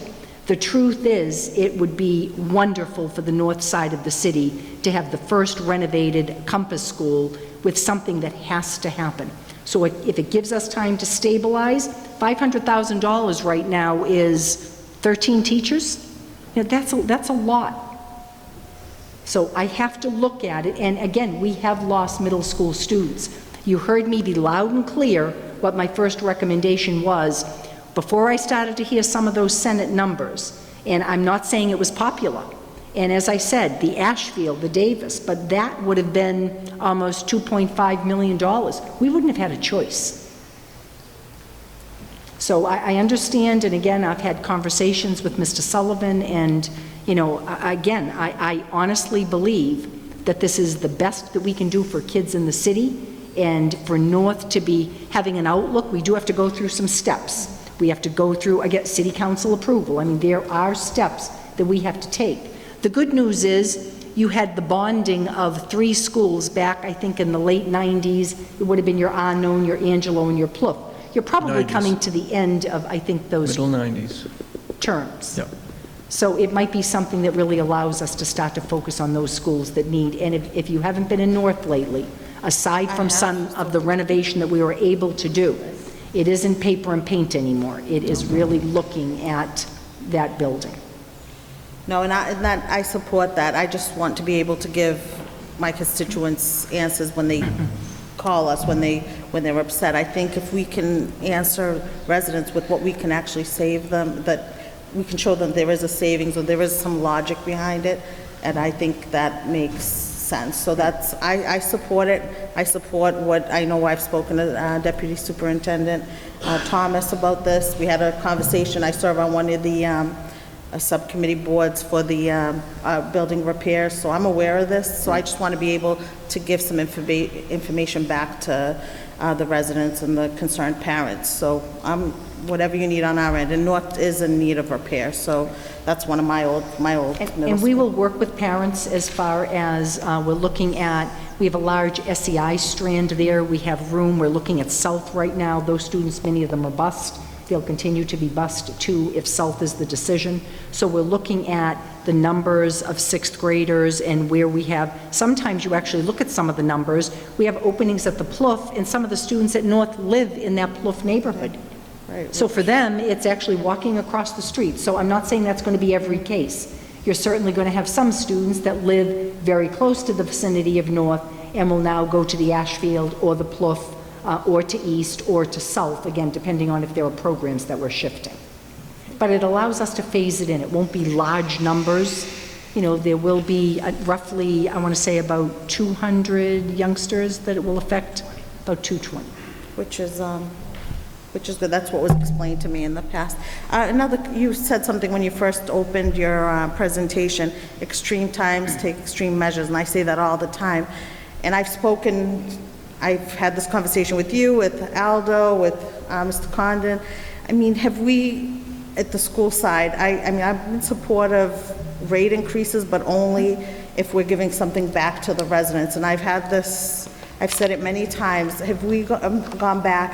Have you considered pay cuts or pay freezes across the board? I know that it's difficult, and I've asked, but can you take your top earners and give I know some of them would give back in order to save a few teachers' jobs. Have we considered that? Have we done that? Well, when you say consider it, you have probably 11 members, actually, it's probably less than that, probably 9 members, including myself on an executive team that are not part of a collective bargaining unit. Other than that, probably 98% of our employees are either in one of our 7 bargaining units. So you have to bargain in good faith. If the funds are not there, then that's how you have to bargain. So I can't answer that here. I mean, that is a process that takes place in bargaining. And I understand that. I know it's not easy, but I would think that. Can I say this too? We are a large urban district, and I think it's interesting because when I come here, we talk, and I hear it all the time, and I won't tell you that it doesn't frustrate me, because I sit there and I look at the staff I have at central administration, and if I ask them to take on one more thing as we cut a position. In the past 10 years, we have cut, and I want you to think of all your city departments, we have cut over 30 administrators from our central administration building. 30 administrators. And your population has grown. Granted, we're down right now, but we were at the height of almost 18,000 students back a couple of years ago before the charter came in. We're down, I think right now we're down about 500 youngsters. So again, we continue to cut, we continue to try to job share, meaning putting additional duties. Recently with our chief academic officer, June started out working with our elementary principals. Last year I asked her to take on some of the middle schools. This year I said, you know what, June, you're going to have to do the whole district. We've cut a position, and that is looking at our strategic plan. That's making sure the instructional excellence is happening. That's evaluating curriculum. It just goes on and on. When I asked for cuts, I meant more like pay cuts instead of job cuts. Is there any way you could, for certain earners above a certain amount, take a small percentage? I remember asking 4 or 5 years ago, Mr. Condon, I said, what would it be if top earners, city earners, and I think it was under 5% or under, how much money would we get back in the city? It was, I think the figure you gave me was almost like $1 million. That's a lot of teachers, like new teachers, ones that we're losing. The only problem is I have a small percentage that are not, it would have to be bargained. Right, and that's where it becomes difficult, but I think if there's any way that we can work on that, I know if it was up to me, and if it was to save a few jobs, that's what I would do. I know a lot of people would do that, so I would just put that out there. I know I've had conversations on the side with numerous people, but if we can just, another way to bring, because I think the lawsuit alone isn't going to be enough. Where at 60 million is huge, and we just need to do a few things. And yes, the city, economic development, there's many things to be done, but nothing's going to be that quick, and nothing's going to be a quick fix. So if we can work on a few things together, I think it would be great. But thank you for everything that you do. Thank you, Mr. Chairman. Thank you, Councilor. Councilor Powell. Good evening. This inquiry may surprise you, but I'm interested in round 5, the cut for project grads. If I'm not mistaken, about 35 years ago, it had a different name, and I think someone named Nancy Buckley was in charge of that program. And yes, I'm old too, along with the rest of us, I guess. This program back then, it literally was the difference between a teen mother getting an education, having a safe place for a small child, and being able to literally get an education, as simplistic as that sounds. I notice you have updated on here, and the amount is in parentheses. Does that mean it's been spared? No, and you know what, really, I understand the emotions that come with any cuts that we make. One of the things that we have come to realize in the days of Nancy Buckley when the program first came in, and I couldn't agree with you anymore, because every student needs an opportunity, and we all know this, to graduate from high school, to go on to be productive, to be a parent that has had education. So it is not a cut in the program. What has happened is the program is based on early education and care. It's at one of our departments. You have Department of Elementary and Secondary Education, Higher Education, and Early Education. So under early education, you get a certain percentage or certain money for these little babies that come in to make sure that we keep the teen moms in school. So when you see the cut, the difficulty happens is when you look at daycares all over the city, whether it's the YMCA or Kitty Haven or Westfield or wonderful daycares that support our working families in the city. There is a certain rate that is charged, there is a sliding scale. Workers make a certain amount of money in that particular field. When you bring it into a public school and you are bargaining contracts and you look at the large, and when I say large, the larger than not salaries that are different than the money that is expected under early education and care in any one of the daycares in the city. So it is starting to price itself out. We also are struggling with a review that we had a couple of years ago, 2 years ago, a coordinated program review that said that Brockton High, under what's called Chapter 74, remember, everything now is college and career. So we need to look at making sure not every student goes to college. There are other fields, technology. We have a nursing program up there. We have medical interpretation certificates. So we're actually using space in the high school when the numbers were down and we were not being pushed by the state with college and career, that we use close to 3 or 4 rooms down in that fine arts wing. So when we started to look, how can we save this program, not eliminate it? You're seeing the stress it puts on the budget when we get reimbursement from the state. So one of the things we thought that we would do is invite in and research, is there the possibility of a collaboration, a strong collaboration with another entity? So the entity that we ended up settling on was the YMCA. I've worked with Erin Spalding, who is one of the administrators at the YMCA, in many program collaborations that are very successful, where the Y comes in the summer, works with one of our elementary school, over 200 students, where we work with, alongside them, our teachers with academics, with additional support. That's one of the programs. They were able to look at their daycare site on West Chestnut Street. It's about a mile from the high school. So the babies in the morning would go with their moms with transportation to the YMCA facility. The young teen moms would come to the school. We would be able to provide additional supports. The YMCA program is a 12-month program. It's a program that does not take school vacations. It doesn't take summer vacations. When the teen moms graduate and the youngsters are eligible for preschool, they're able to go to a preschool opportunity at the Y. There's continued opportunities. There's wraparound support. Not that we don't do all of that. We do an excellent job with our project grads. But I'm trying to make this program sustainable so that it isn't always coming up at running at a deficit of $116,000 or another year $150,000. We've offset the cost a little bit by counting on teachers at the high school that are also paying for daycare to be part of the Project Grads program, and that has offset the cost by, I don't know the figure exactly, $40,000. But I guess I have to count on teachers having babies and making sure that they're going to come to the Project Grad program, which is a great opportunity if you're working and you just have your child, down the hall. I wish we could offer that all over the school district. Obviously, that's not something we can do with space, etc. So in looking at trying to make the program sustainable, continuing to support our teen moms, maybe even providing some additional support, and hoping again that we come up with such a strong collaboration with the Y that we continue to offer services. It would be different. And you know what, Counselor, I'm struggling, and you mentioned Nancy Buckley. I just mentioned about being in touch with her.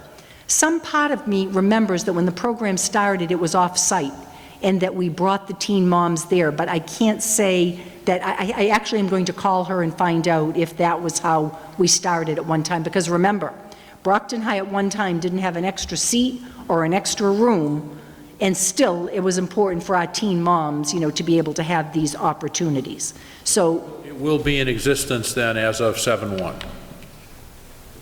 Excuse me? The program will be in existence as of 7/1/2000. I don't know what the program will look like. The school committee has not voted. We have put it forward as a budget cut. You see it remains there, but it's not a cut of the program.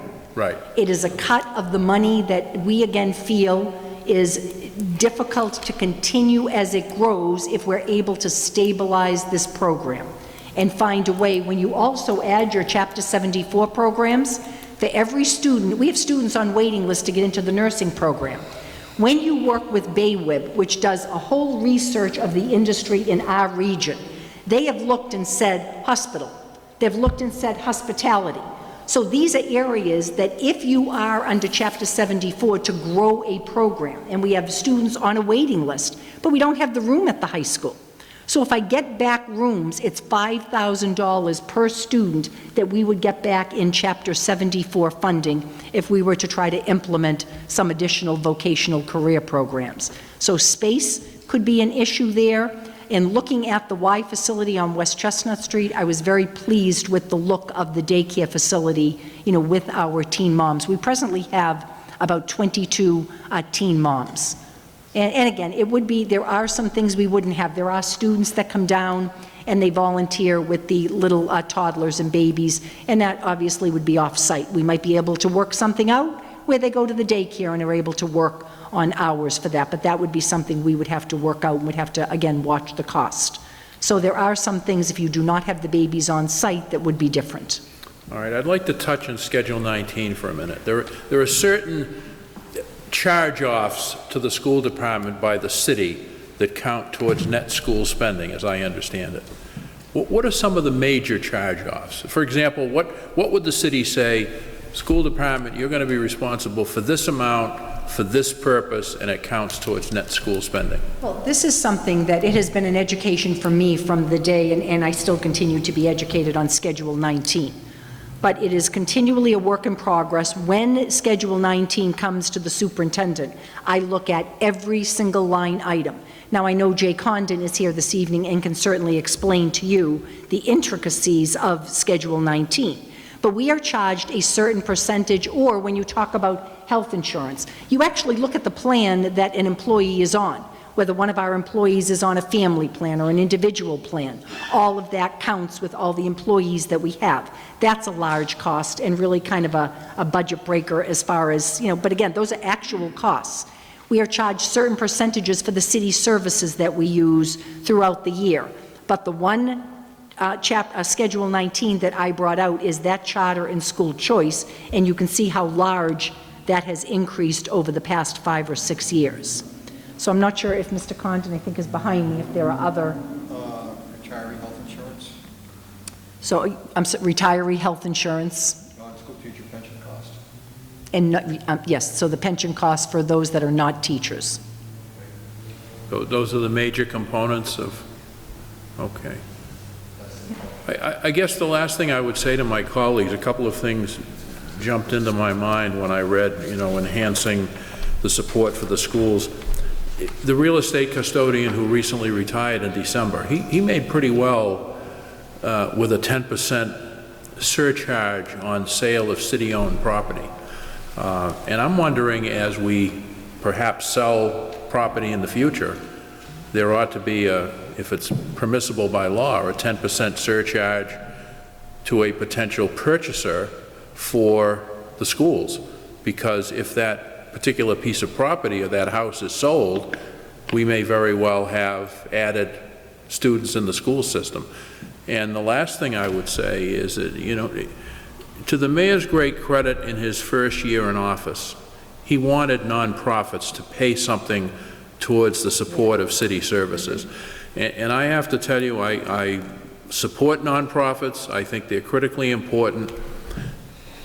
And I was born at the Brockton Hospital, but every time I drive by there, and I think about the fact that we send police there, we send fire personnel there when an alarm is pulled, or if there's an incident, we make sure the roads are plowed so that staff and doctors can get in there, and they pay absolutely nothing towards the city.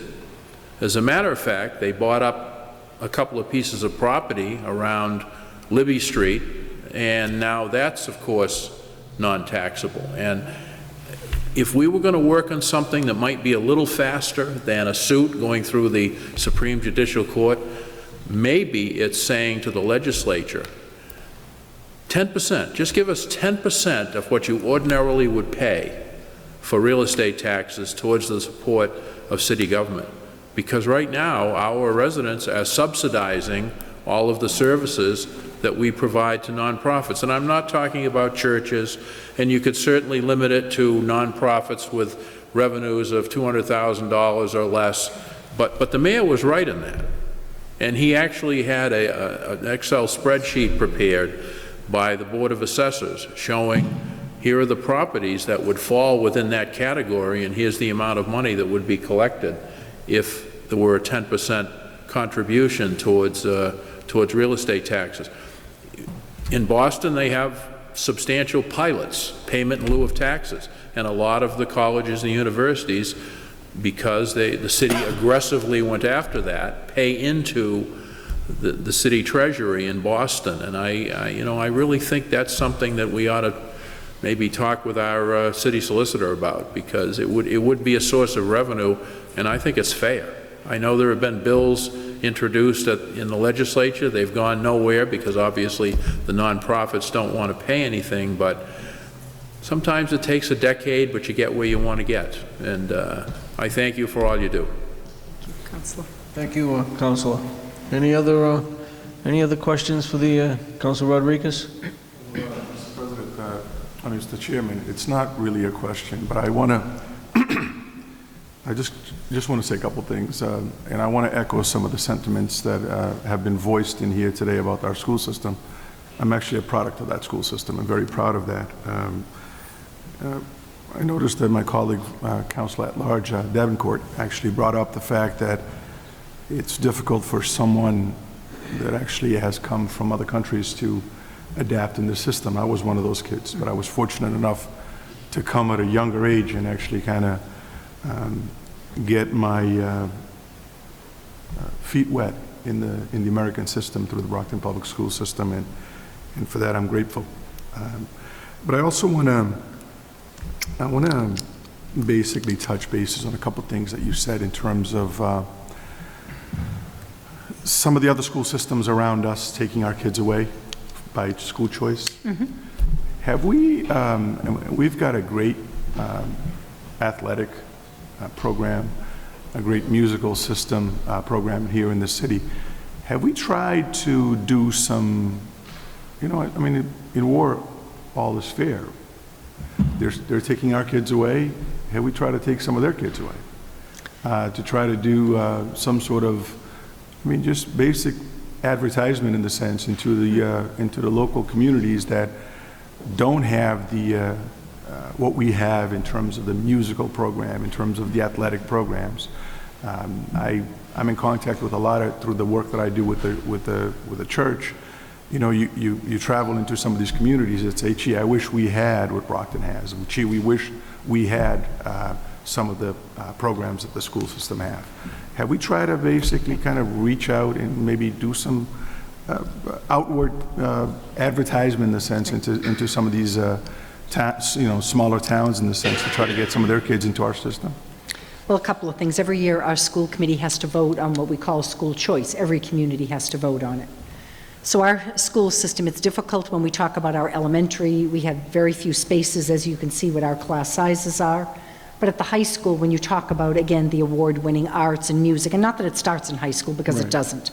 It starts at the elementary, goes right through all levels. But we certainly open up those spots for other communities, and there are some. We don't have large numbers that come. And we do have numbers that do choose to not go to, we made a decision many years ago, and again, we look at it and we just think it's amazing the way that it works and the opportunities with 4,200 kids at Brockton High School. And of course, when those of you went many years ago, we think you had up to, close to 5,000, 6,000 students at one point in time. So many times parents, are choosing their own communities, a smaller high school with offerings that they have. But you're right. I mean, if parents were looking, I don't know when you saw the scholarship book, thousands and thousands of dollars for students who are able to distinguish themselves, whether it's athletics on the stage, academics. It's amazing to me, and I don't know that other communities actually, have that capacity. One of the things we did, and it's in your book, is we have started to put together a brochure to encourage people to come, to look at what we offer in our large school system. So we are trying to market ourselves in ways that we never had to before. It's a changing world. It is. So I don't disagree with you. When you talk about students, and I guarantee you we have students that come back and forth from the charter all the time. It's actually very frustrating. And tonight I really don't want to get into a big discussion about that. But we also looked to try to encourage students that might have left. Sometimes they're not even sure they're at a charter. They think they're at another extension of the Brockton Public Schools. They'll come back and complain about a school that we have no, authority over. So it's interesting, when we looked at sending out mailers, we have to go through all kinds of things that are actually part of a state law. So in looking at it, we have to go through third-party mailing. So we haven't gotten to the point yet. We are in the middle of our budget. You can tell, obviously, this has taken up a lot of our time, but it isn't something that we're not going to continue to do, to try to get people back in our schools, or to certainly encourage people to come to what we have to offer in the Brockton Public Schools. Well, one of the issues that we have, unfortunately, we don't have the benefits of the media coverage that, for instance, the Bostons of the world or the Worcesters or some of the other communities actually have. So perhaps we need to reach into other means of publicizing our school system, especially through maybe Bat Bus or something, ads on the buses or something like that, to basically promote the schools. Especially, I'm looking at Brockton High, for instance. When I went there, we had over 5,000 kids there. My graduating class was 1,200. So as big as it was, I didn't get lost. I'm still finding my way home. So it was an easier way to handle that stuff. So I think we can actually increase that number up a little bit more, especially with the programs that we have. What about something like a fee for services? I mean, I know that we've got parents that don't have a great deal of resources in the community, but again, we are providing a world-class education and extracurriculum activities, in the sense, putting together something that's, doable, in the sense, just the fee for service, maybe even like for transportation or something like that might be able to generate some funding or some funds to help defray the cost of education. We ran into problems with that because of our large numbers of students that are living in poverty. So that when you have students, if you were to charge for transportation, you're not allowed to charge certain students that would qualify for free or reduced lunch. Granted, that's not a calculation we use anymore, but that is something that the state doesn't allow. You'll see districts that do everything from, you could charge for, parking spots, I guess, at the high school. I see that with some districts that, if they don't have enough parking spots, truly, they're charging for parking spots for you to bring your car to the high school. You've seen fee-for-service for athletics.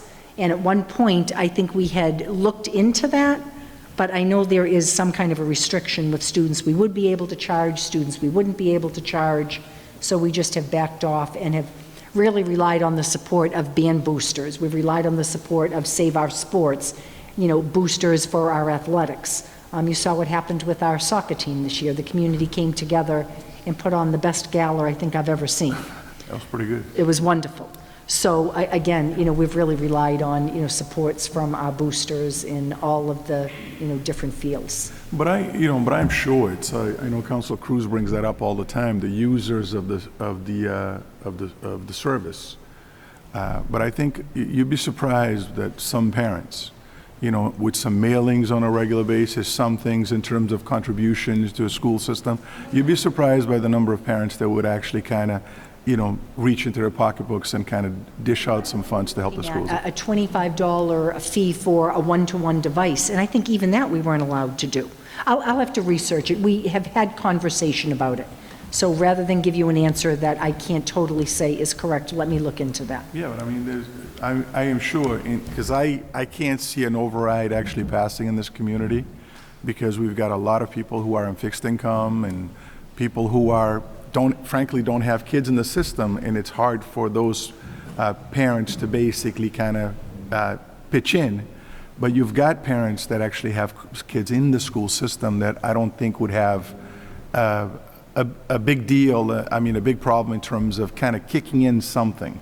It doesn't have to be a large amount, but it's something, even if it's symbolic, that might be able to save some of the $4,000 cuts that we're making in the books. Every little bit helps. That's basically what I'm saying. Something as simple, and it isn't simple, as our senior prom. And we had our senior prom about 2 weeks ago. We have it at Gillette Stadium. The kids absolutely love it. For some of them, it's the first time that they go up to the Putnam Center, look down, and actually can see the field that the Patriots or the Revolution play on. But the one thing that I'll tell you is that ticket is about $80. For some communities, that might not be anything. The parent is giving the student the money, they're paying for all the expenses. But for our students, they're working additional jobs, we're having fundraisers to offset the cost of the ticket from what we're actually charging them. And it is interesting because I do want to share with you, when I was there, myself, school committee woman Joyce Azak, and June Saban McGuire and I went to the prom this year. So we had a meeting, and every year I like to at least stop in, and I have to tell you, when we were leaving, a lot of security to even get up to the Putnam Center. The kids, and it's interesting to see because every kid belongs. It doesn't matter if you're a special needs youngster and you're dressed up for the prom, they're all dancing, they're all having a great time, because that's what our kids do, they're very inclusive.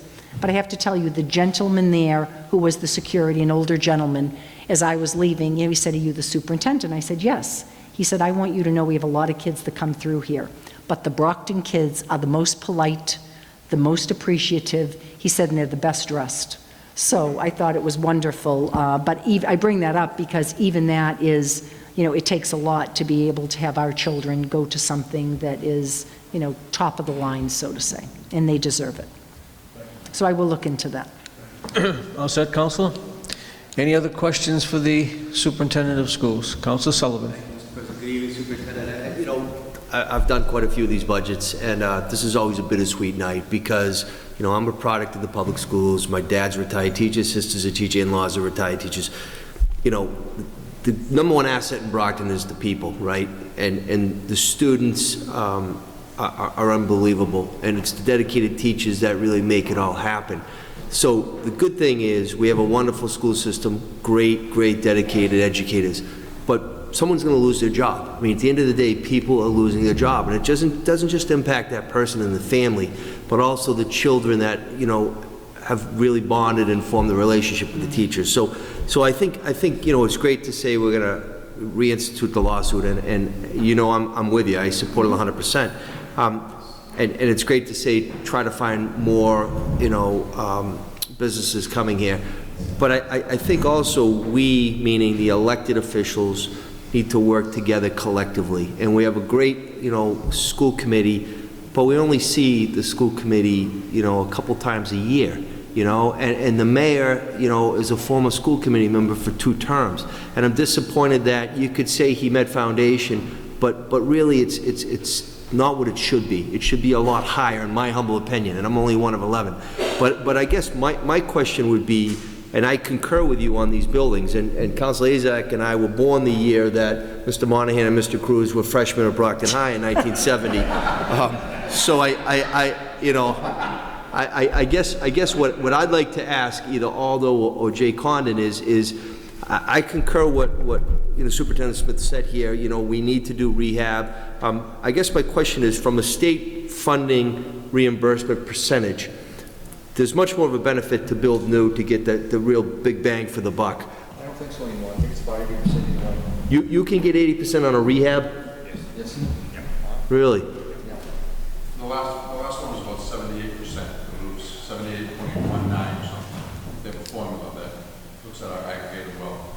Okay, so I guess my thought would be, relative to North Middle School, I still call it junior high, but if we're going to be doing that phase process where there's going to be, ultimately an empty building that we're going to rehab, is there a cost analysis relative to razzing it and building it versus putting a Band-Aid approach? Because at the end of the day, it's still going to be a 1950s era building.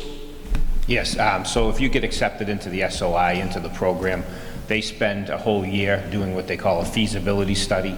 They come in with architects, engineers, they study the building to determine just that. should they rehab it or should they level it and build a Okay. new one? And it's whatever more cost efficient. So that's at a premature stage now? Exactly. but That's okay. actually, they have to enter into that agreement with the city, with you, to go into this feasibility stage, and that's when they bring the architects and engineers in to do this 12-month feasibility study, and at that point, they would come back to you and say, it's going to cost $40 million to renovate or $50 million to build a new one, so, you know, Yeah. and then you have the decision where to go with that. And then that's a no-brainer at that point. Exactly. You bond it out. Yeah. So, okay, so that's good. So the other question, and again, I don't know if it would be to Aldo or to Mr. Conan, or maybe the superintendent. Mike Gallerani from B21 came before us recently, and my question to him was, has the public schools got every penny owed to them relative to parking for Rocks games? And he quickly answered, yes, they're paid in full. And I just want to make sure that that's an accurate representation.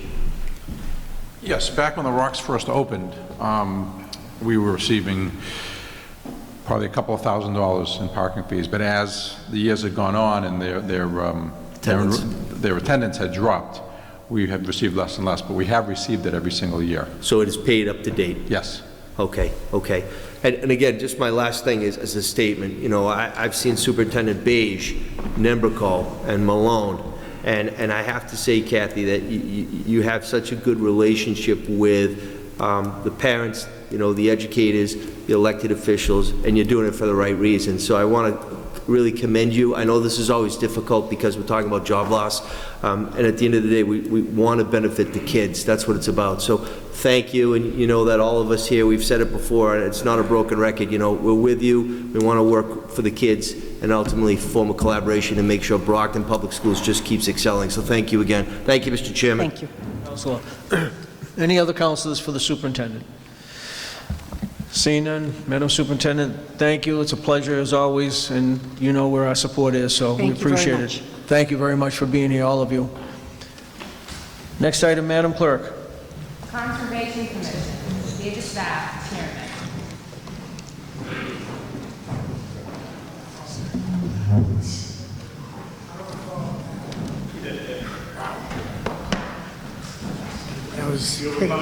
That was pretty impressive, very passionate. Good evening, Mr. Zaff. How are you? Good evening, Mr. Chairman. Unusual to see you here. Pleasure to see you. Different location. Yes. We have a very simple budget. It looks like our budget from 18 to 19 is reduced by about 1.5%. We have hired a conservation agent this year to help us with some of our inspections and other work that we need to do, but I'm willing to take any questions from the Councilor committee. Sullivan. First of all, I want to thank you. I know you had a family situation, and I made the motion to postpone, and I know, you know, you're here tonight and you're late into the night, so I want to thank you for being here. I want to thank you for your volunteerism. I don't have any questions on the budget. I just wanted to commend you, first of all, for being here, staying so late, and answering any questions my colleagues may have. Thank you. Thank you. Thank you, Thank you, Mr. Councilor. Any other councilors with any questions for Conservation, Ms. Councilor Anna Castro? Thank you, Mr. Chairman. Good evening, Mr. Zaff. Thank you for being here.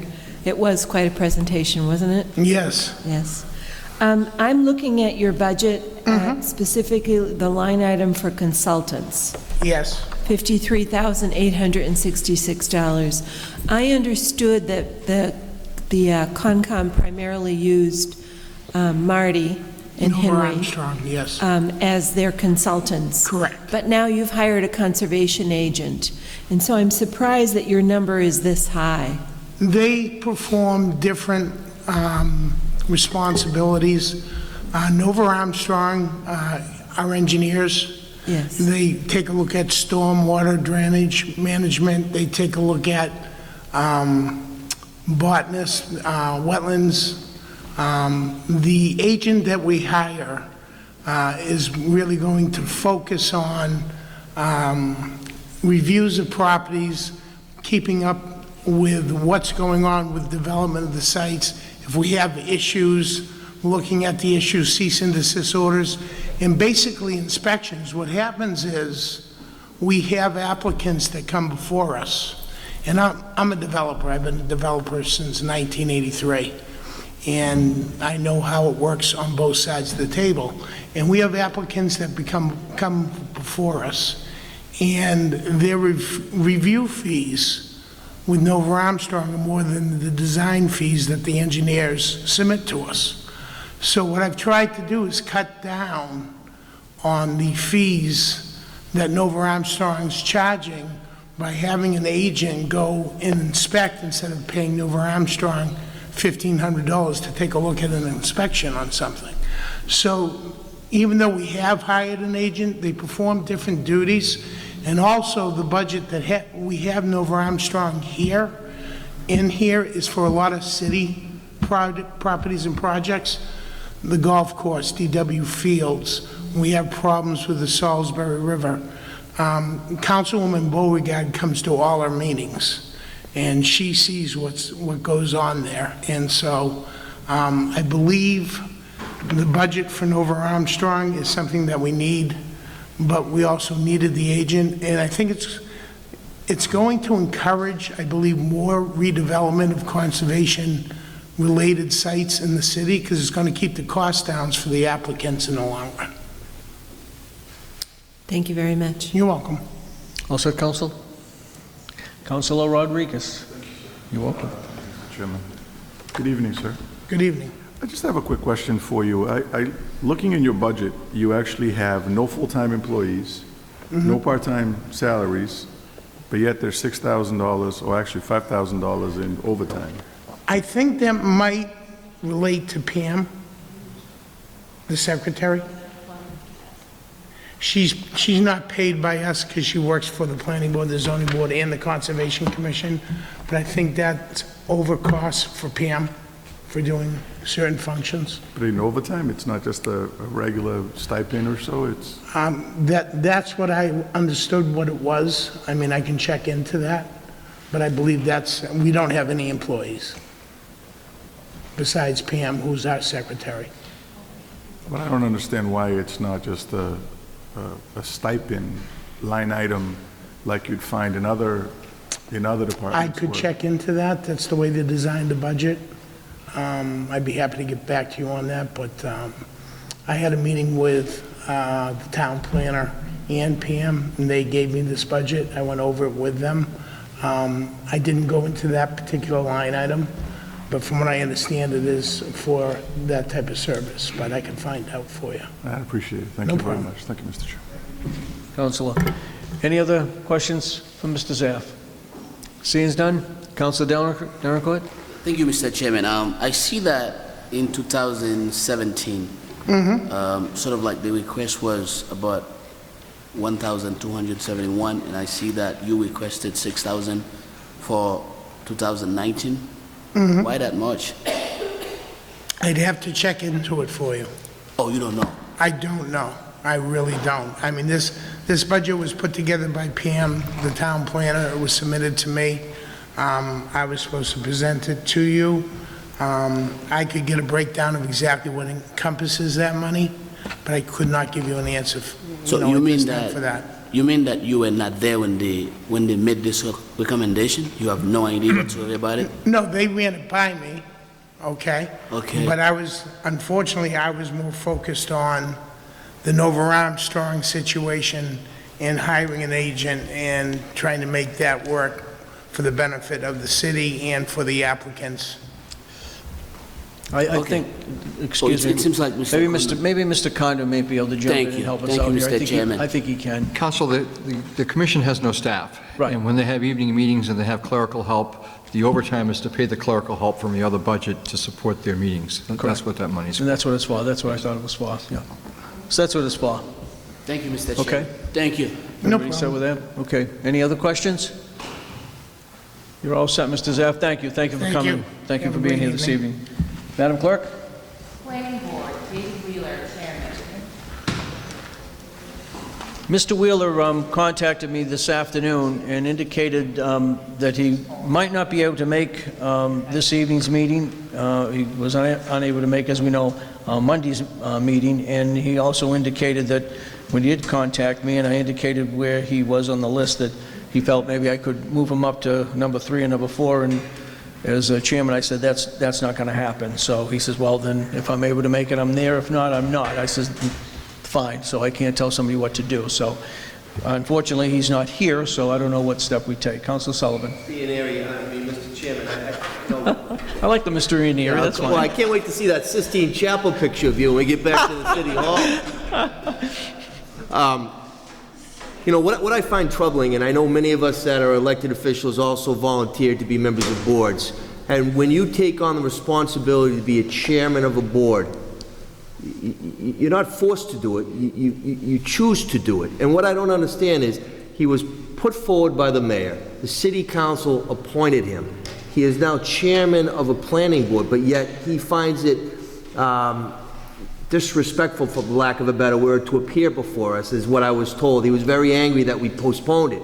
Well, he didn't come last year. It's more disrespectful for us that a chairman of a committee that the mayor has put forward can't spend 15 minutes at the most. This one would probably be 10 minutes to come before us. It's just really, it's concerning. So what I'm going to ask you, and I know Mr. Wheeler, and I like Mr. Wheeler, but I find it very, very troubling that if he's the chairman, he's taking on that duty, and obviously he had no intention of coming the other night when he sent Mr. Pina, who serves on the planning board. I am going to respectfully ask, and I'm going to send a letter to Mayor Carpenter, perhaps he shouldn't be chairman anymore, because at the end of the day, we need someone ready, willing, and able. There's so many people in the city of Brockton that are able to do a volunteer board position and come before the city council. I mean, I was tickled pink to come before the city council when Jack Eunice put my name forward to be on the planning board. I enjoy it, and obviously he doesn't. So, we can't postpone this, we can't table this. I understand it's part of the budget.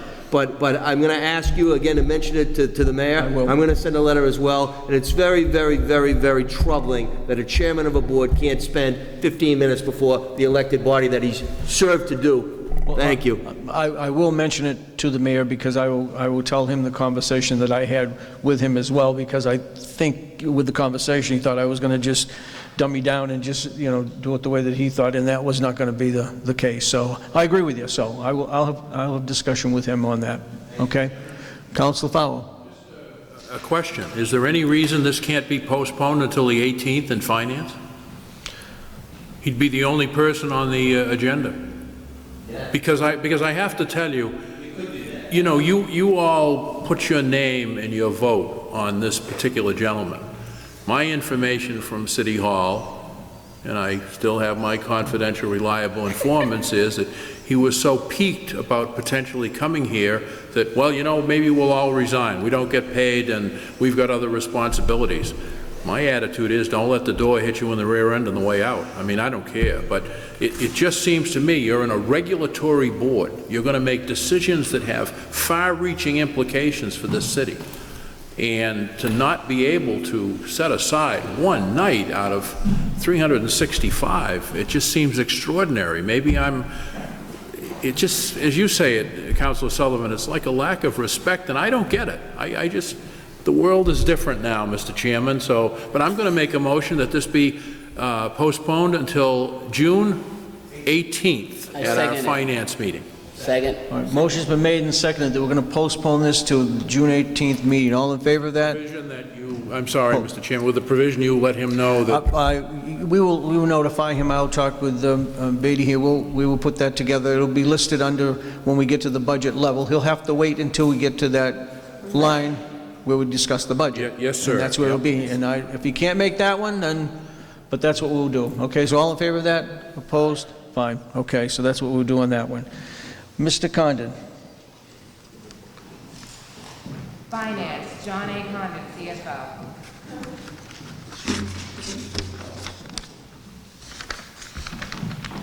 That was a great presentation, Mr. Condon. Thank you. Well, I think I was expected to give a presentation on the back end of what the mayor presented the other night. I'll do it if you want me to. I'm going to tell you there's nothing in there to ward off sleep. So if you really want it, I'd be glad to do it, or I'll take questions on the budget. I think it was pretty self-explanatory. Is everybody okay with just taking questions? I think the presentation that the mayor made, which I'm sure you were a part of that process as well, I mean, I think was, and I do have to say, in the last few years, I think it was probably one of the better presentations that the mayor did make to us before a finance committee regarding the budget, and indicating, just like I said, there's not 10 cents or 15 cents there to be found, to be truthful with you. So, with that being said, you just want to take questions? And I'll do whatever the council wants. Okay, I think Council Fowler was before Council Cruz. Council. You want to clap now or later?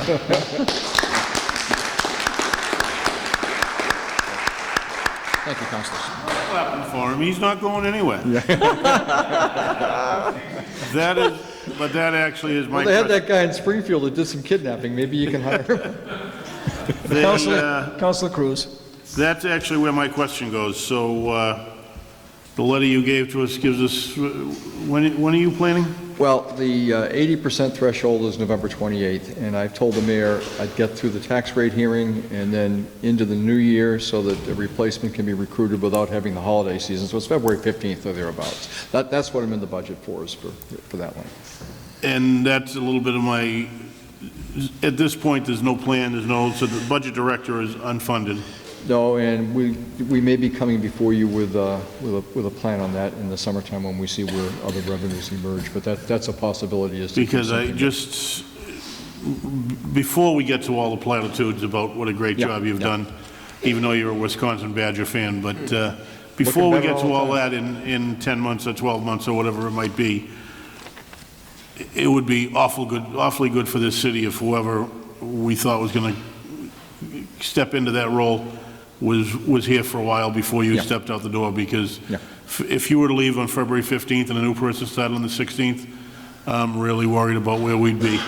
You know, let me tell you, these 11 people here don't sound intelligent now, and with you gone, we're going to sound a lot less so. No, but I won't be going anywhere, Council. It's not like I'm leaving the state, and I don't intend to be 60. Yeah, well, if I were you, I don't imagine you'll be coming back to sit through any of these after. Well, they're scintillating. Yeah, they're scintillating. They're scintillating. Councilor Cruz, now you know all state and county employees, they all come back as consultants somewhere, so, and city employees, so I'm sure we'll be fitting him in some type of range for a little bit at some point. I would not, after 28 years, I would not leave the city high and dry. I absolutely would. And I know that. And I know you've had opportunities before to leave and stayed with us all the time, but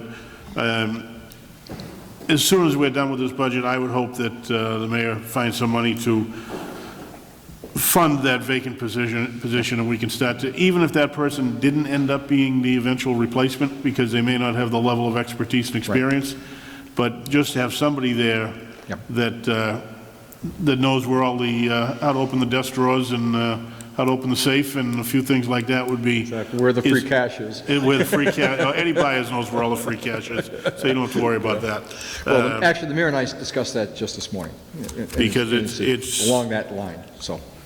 Every department head is difficult to replace in a pinch, but you're going to be, don't take this too softly, but you're going to be very close to impossible to replace in a hurry. So we need somebody in that position long before you're out the door, even though I know you'll still be a phone call away and be able to help in some, it's still not the same thing. Yeah, understood. So I hear you. Just one point on it before we continue with Mr. Condon. Discussion that the mayor and I have had when I do have my weekly meeting with him, a bi-weekly meeting. He wants to stay on course to naturally do human resources first. He feels that's most important and wants to get that going. That's why you see that piece is already a piece before the ordinance committee. And then after that, I've even discussed with him what level we go to. You know, what do we have to do for Mr. Condon's replacement? So it's all things that are going to happen between, like, right about now. You know what I mean? Truthfully, and through to the time that he's with us. And but he does want to have somebody in place. Just what you're saying, Councilor Cruz, somebody in place to work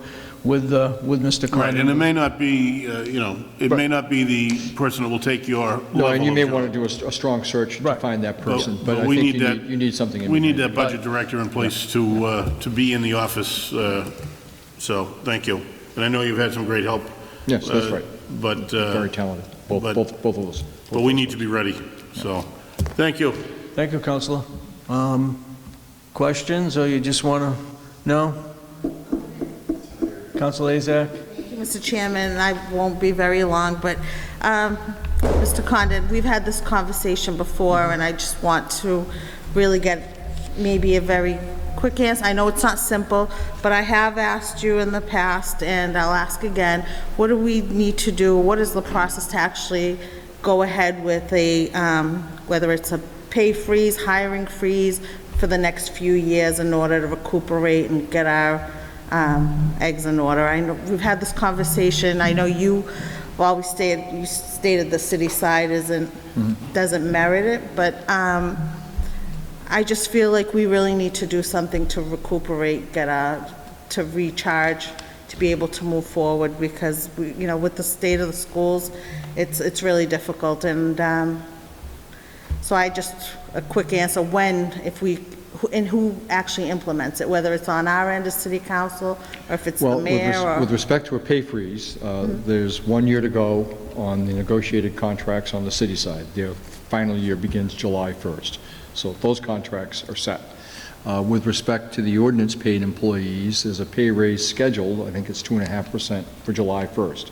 So that's in your hands. That's a 2.5% raise. If you want to take a crack at that ordinance and reduce it or defer it, that's in your hands. It's ordinance payment. With respect to the union employees, though, we're waiting until this coming year is up, because they are under contract. After that, the decision really is in the hands of whoever is the mayor to negotiate with those unions. He has an obligation to negotiate in good faith, and the funding of the contracts is dependent upon the city council vote to do so. There were times in the past where sometimes contracts were funded in the budget, but in the time I've been here, there's never been a contract funded in the budget that wasn't disclosed as funded in the budget, so the council knew the amount of money that was in there, and the contracts have to be approved as to funding by the city council. With respect to the need for it, well, you saw that the salary chart on the mayor's presentation, I think, was about $75 million or something like that for all city salaries, city side. If you were to save 10%, it's $7.6 million. If you were to save 1%, it's $760,000. You don't get much at 1% or even 2%, and that takes dealing with the unions. Most of those salaries are in the public safety unions. I think if you look at the salaries paid to the people in the public property department and the laborers and the clerks, I don't think they're overpaid, and I don't think it's right to ask them to contribute. Right, and I agree with that. It was really for high earners over a certain amount. In the ordinance salaries, that's people like me and your city auditor and some of the department heads who've been in front of you. Those salaries are under your control because they're set by ordinance. It's that simple. If you were to choose to change that date or change the amount, because at the moment it's July 1, we'd live with what we got. That's a fair statement. The implications of that, I think, are a little bit tough. If you're asking 20 people in the city to be the sole participants in a wage freeze. In terms of a hiring freeze, that's a different matter. We've been careful on how we funded positions in this budget, I think. If you were to look in the various budget book pages, you'll see in almost every budget positions that used to exist and were funded and are no longer funded. So we've done that, I think. You can get a little bit more maybe, but at the end of the day, you heard from the Elections Commission Executive Director earlier, there isn't enough staffing in her budget to forego the one position that is about to be funded. It's a small little budget. You've got a lot of diffused responsibilities without a lot of staff. And in the public safety departments, I think everybody thinks we need more. So there it becomes a question of, do you think the contracts are too generous? I think they're generous. There's no doubt about that. They're generous contracts. On the other hand, Councilor Farwell mentioned a little earlier when Chief Williams was up that the first union to make a concession with respect to health insurance contribution was the fire union, and that's true. But when that was done, I think we were paying about $12 million a year on the city side for our share of the health insurance cost, and I think the unions and all the others might have been paying $1 million. I don't know if I'm exactly right on that, but we were paying about 95%. Now the city's paying about $50-odd million, so our costs have gone up 4 times. The employees are paying over $20 million. Their costs have gone up 20 times because of higher co-pays, higher participation, higher deductibles. So while we've paid them more money in salaries, we've gained on that side, and that's often lost in the discussion. That aside, we pay our public safety officials generously. Many of those contract items have been in place since before I got here, almost all of them. There are a few that are new, but almost all of them. Getting them out of there would be tough negotiating. I'll tell you, they wouldn't agree. We've had discussions about this at the table. They wouldn't agree. To get it accomplished, you'd end up in arbitration. In Massachusetts, there's an arbitration resolution process called the Joint Labor Management Committee. That's very favorable to unions and not so favorable to management. Usually, if you end up in front of them, you end up with a bad deal. So I'm not optimistic that you'll be successful in trying to get that, say, $60 million out of the $76 million reduced any significant amount. And I don't think anybody wants to hire freeze on public safety. No, That's the difficulty of it all. Right, and I agree, and when I mentioned this, it wouldn't be just for a certain group, it would be across the city side and school side. I definitely don't want it to be just a specific few. This is really, I'm trying to figure out different ways that would make sense, and this has come up in the last few years. I've always thought of, instead of, getting rid of jobs or firing people, kind of giving back a little bit to, pay cuts instead of... When I first got here, we had massive layoffs. This is just before Councilor Farwell was elected mayor, last part of Carpentaro's term. We approached every union, and we're talking about 20 or 25% staff reductions, not, a couple here and there. None of them were willing to reduce their staff in order to reduce their cost in order to save their staff. None of them. They just weren't willing to do it. You'd have had to get to 50 or 55%, so half of the union thought, well, I'm at risk, maybe I'll give you something. But at 20 or 25%, they'd look at the bottom of the roster and they'd say, that's not me. The other thing they'd say is, we think you have a revenue problem, not a cost problem. So, and at that time, we had a little bit of override capacity, not much, and there was no way we could get an override accomplished because we put it in front of the voters. There was a $6 million override for schools, and I think 3 each for fire and police, and neither one of them got 40% of the vote. So whether we had a revenue problem or not, it didn't make any difference. The voters didn't think they ought to be paying more revenues. I don't think you've got a difference in voter sentiment in this city right now with respect to paying more in taxes. That's not what I heard tonight during the public hearing. But if you're going to go to the union and say, we want you to contribute here, I think they would say, you had several years where you didn't use your 2.5 increment. There was about $8 million that was left on the table as a result of those years, and if the mayor were here, I'd say it to his face because I said it to him in private. I think that was a mistake. I know nobody likes the 2.5 increment, but in a situation where you've got costs going up, I think you've needed it. And even with that, you still have $40 million a year that with voter approval you could access, either for school construction or hiring cops. It's not going up to the max. That's just voter approval could get you $40 million a year. I'm not advocating for that, but I don't think you're going to go to the unions and say, give us back money, and they're going to say, you're not going to where there's also additional revenue. I think the biggest problem we've faced has been, it was in the certification letter I wrote, the little chart there that showed what the state hasn't done on unrestricted aid. We're about even where we were in 2000 or 2001. On an inflation-adjusted basis, we're down about $10 million, and we just heard a long discussion, and also in the mayor's presentation, what the state's done on school funding.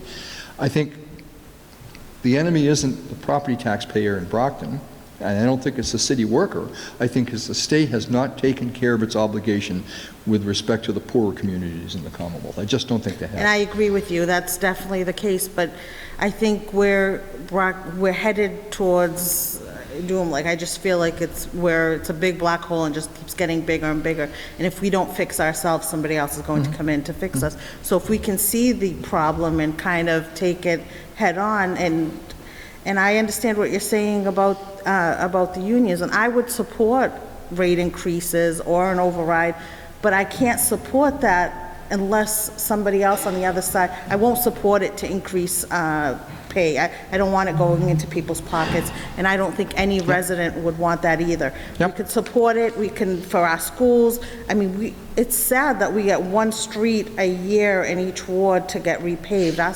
Our streets are really in serious condition. Except that for 20 years, the state didn't raise the gas tax. The gas tax is what pays for road reconstruction. It's a user fee. It wouldn't raise the gas tax. And when they finally raised it, what'd they raise it? 3.5%, and they even got crucified by the voters on that. I mean, you get what you pay for. You get what you pay for. And it isn't, in the same period of time that we're talking about the state cutting aid to cities and towns, there was a reduction in the state income tax, I think, from 5.8%, and it's drifted back down to 5%. During the late Weld-Salucci period, they cut the capital gains tax. During the same period, they took the sales tax and they took a penny of it out of and dedicated it to school construction, and another penny of it and dedicated it to the T. So the amount of the sales tax that's available for cities, towns is less. And think also, it's a sales tax on goods. You know, this economy has long ago shifted from a goods to a services economy, and we're not getting any out of that economically. I mean, there are things that could be done to fix this. They're kind of beyond our level, I think. But I don't object to the concept that the employees of the city have a good deal and ought to participate in some fashion. Making that happen isn't very easy. And I understand that. And I appreciate your explanation, because from conversations, I know it's not easy, but I think we really have to start thinking about it and figuring out when it can be done and how, and when we can do it. So I appreciate this, and thank you for all the information. We'll be at the table knowledge. in 8 or 9 months with respect to the city unions to begin negotiation, probably even sooner than that, and with respect to the school committee, they're out of contract also coming up, so. Thank you. I think they're already out of contract. They'll be at the table right away. Thank you. Thank you, Mr. Chairman. Thank you, Councilor. Councilor Farwell. Because of that little colloquy you just had, I will say, yes, you are correct on the state not coming through. But I do think we as a community have got to be smart about these collective bargaining contracts. It's not just that we give out a 5.75% raise. We give more time off. We give more hazardous duty pay. We give more shooting pay. We give, you know, we redefine what weekend differential is. And I'm concerned that it's the language items that I think can sometimes ramp up the overgenerous contract, and that's up to the mayor. Point well taken. Our only control is funding these contracts.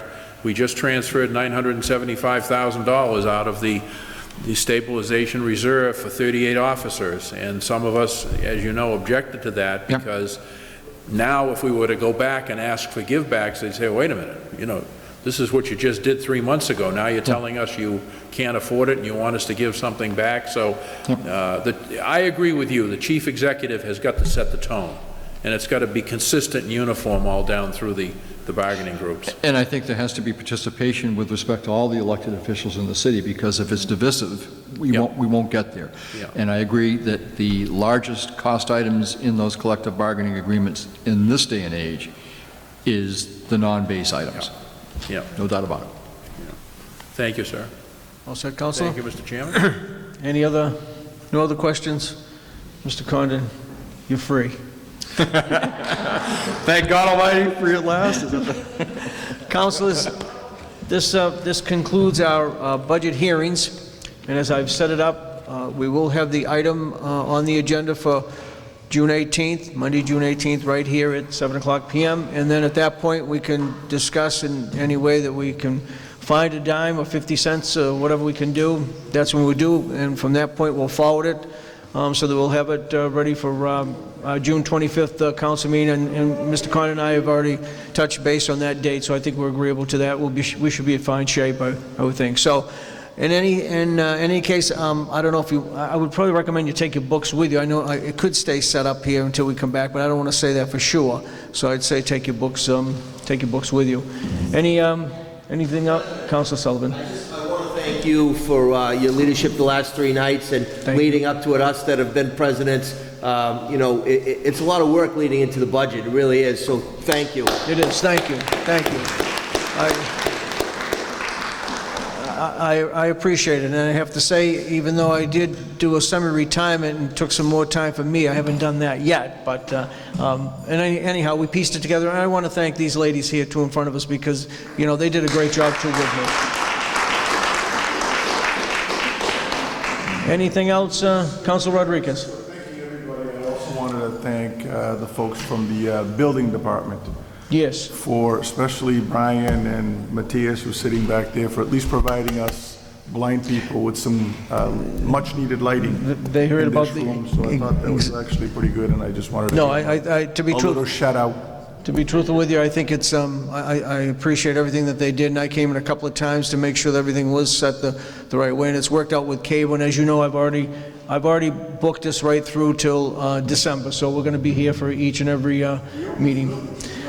I think it's governmental, I think it's a great building, it just gives us a little bit more open, I think everybody enjoyed being here, to be truthful with you, so. I did. That being said, anything else? Meeting adjourned.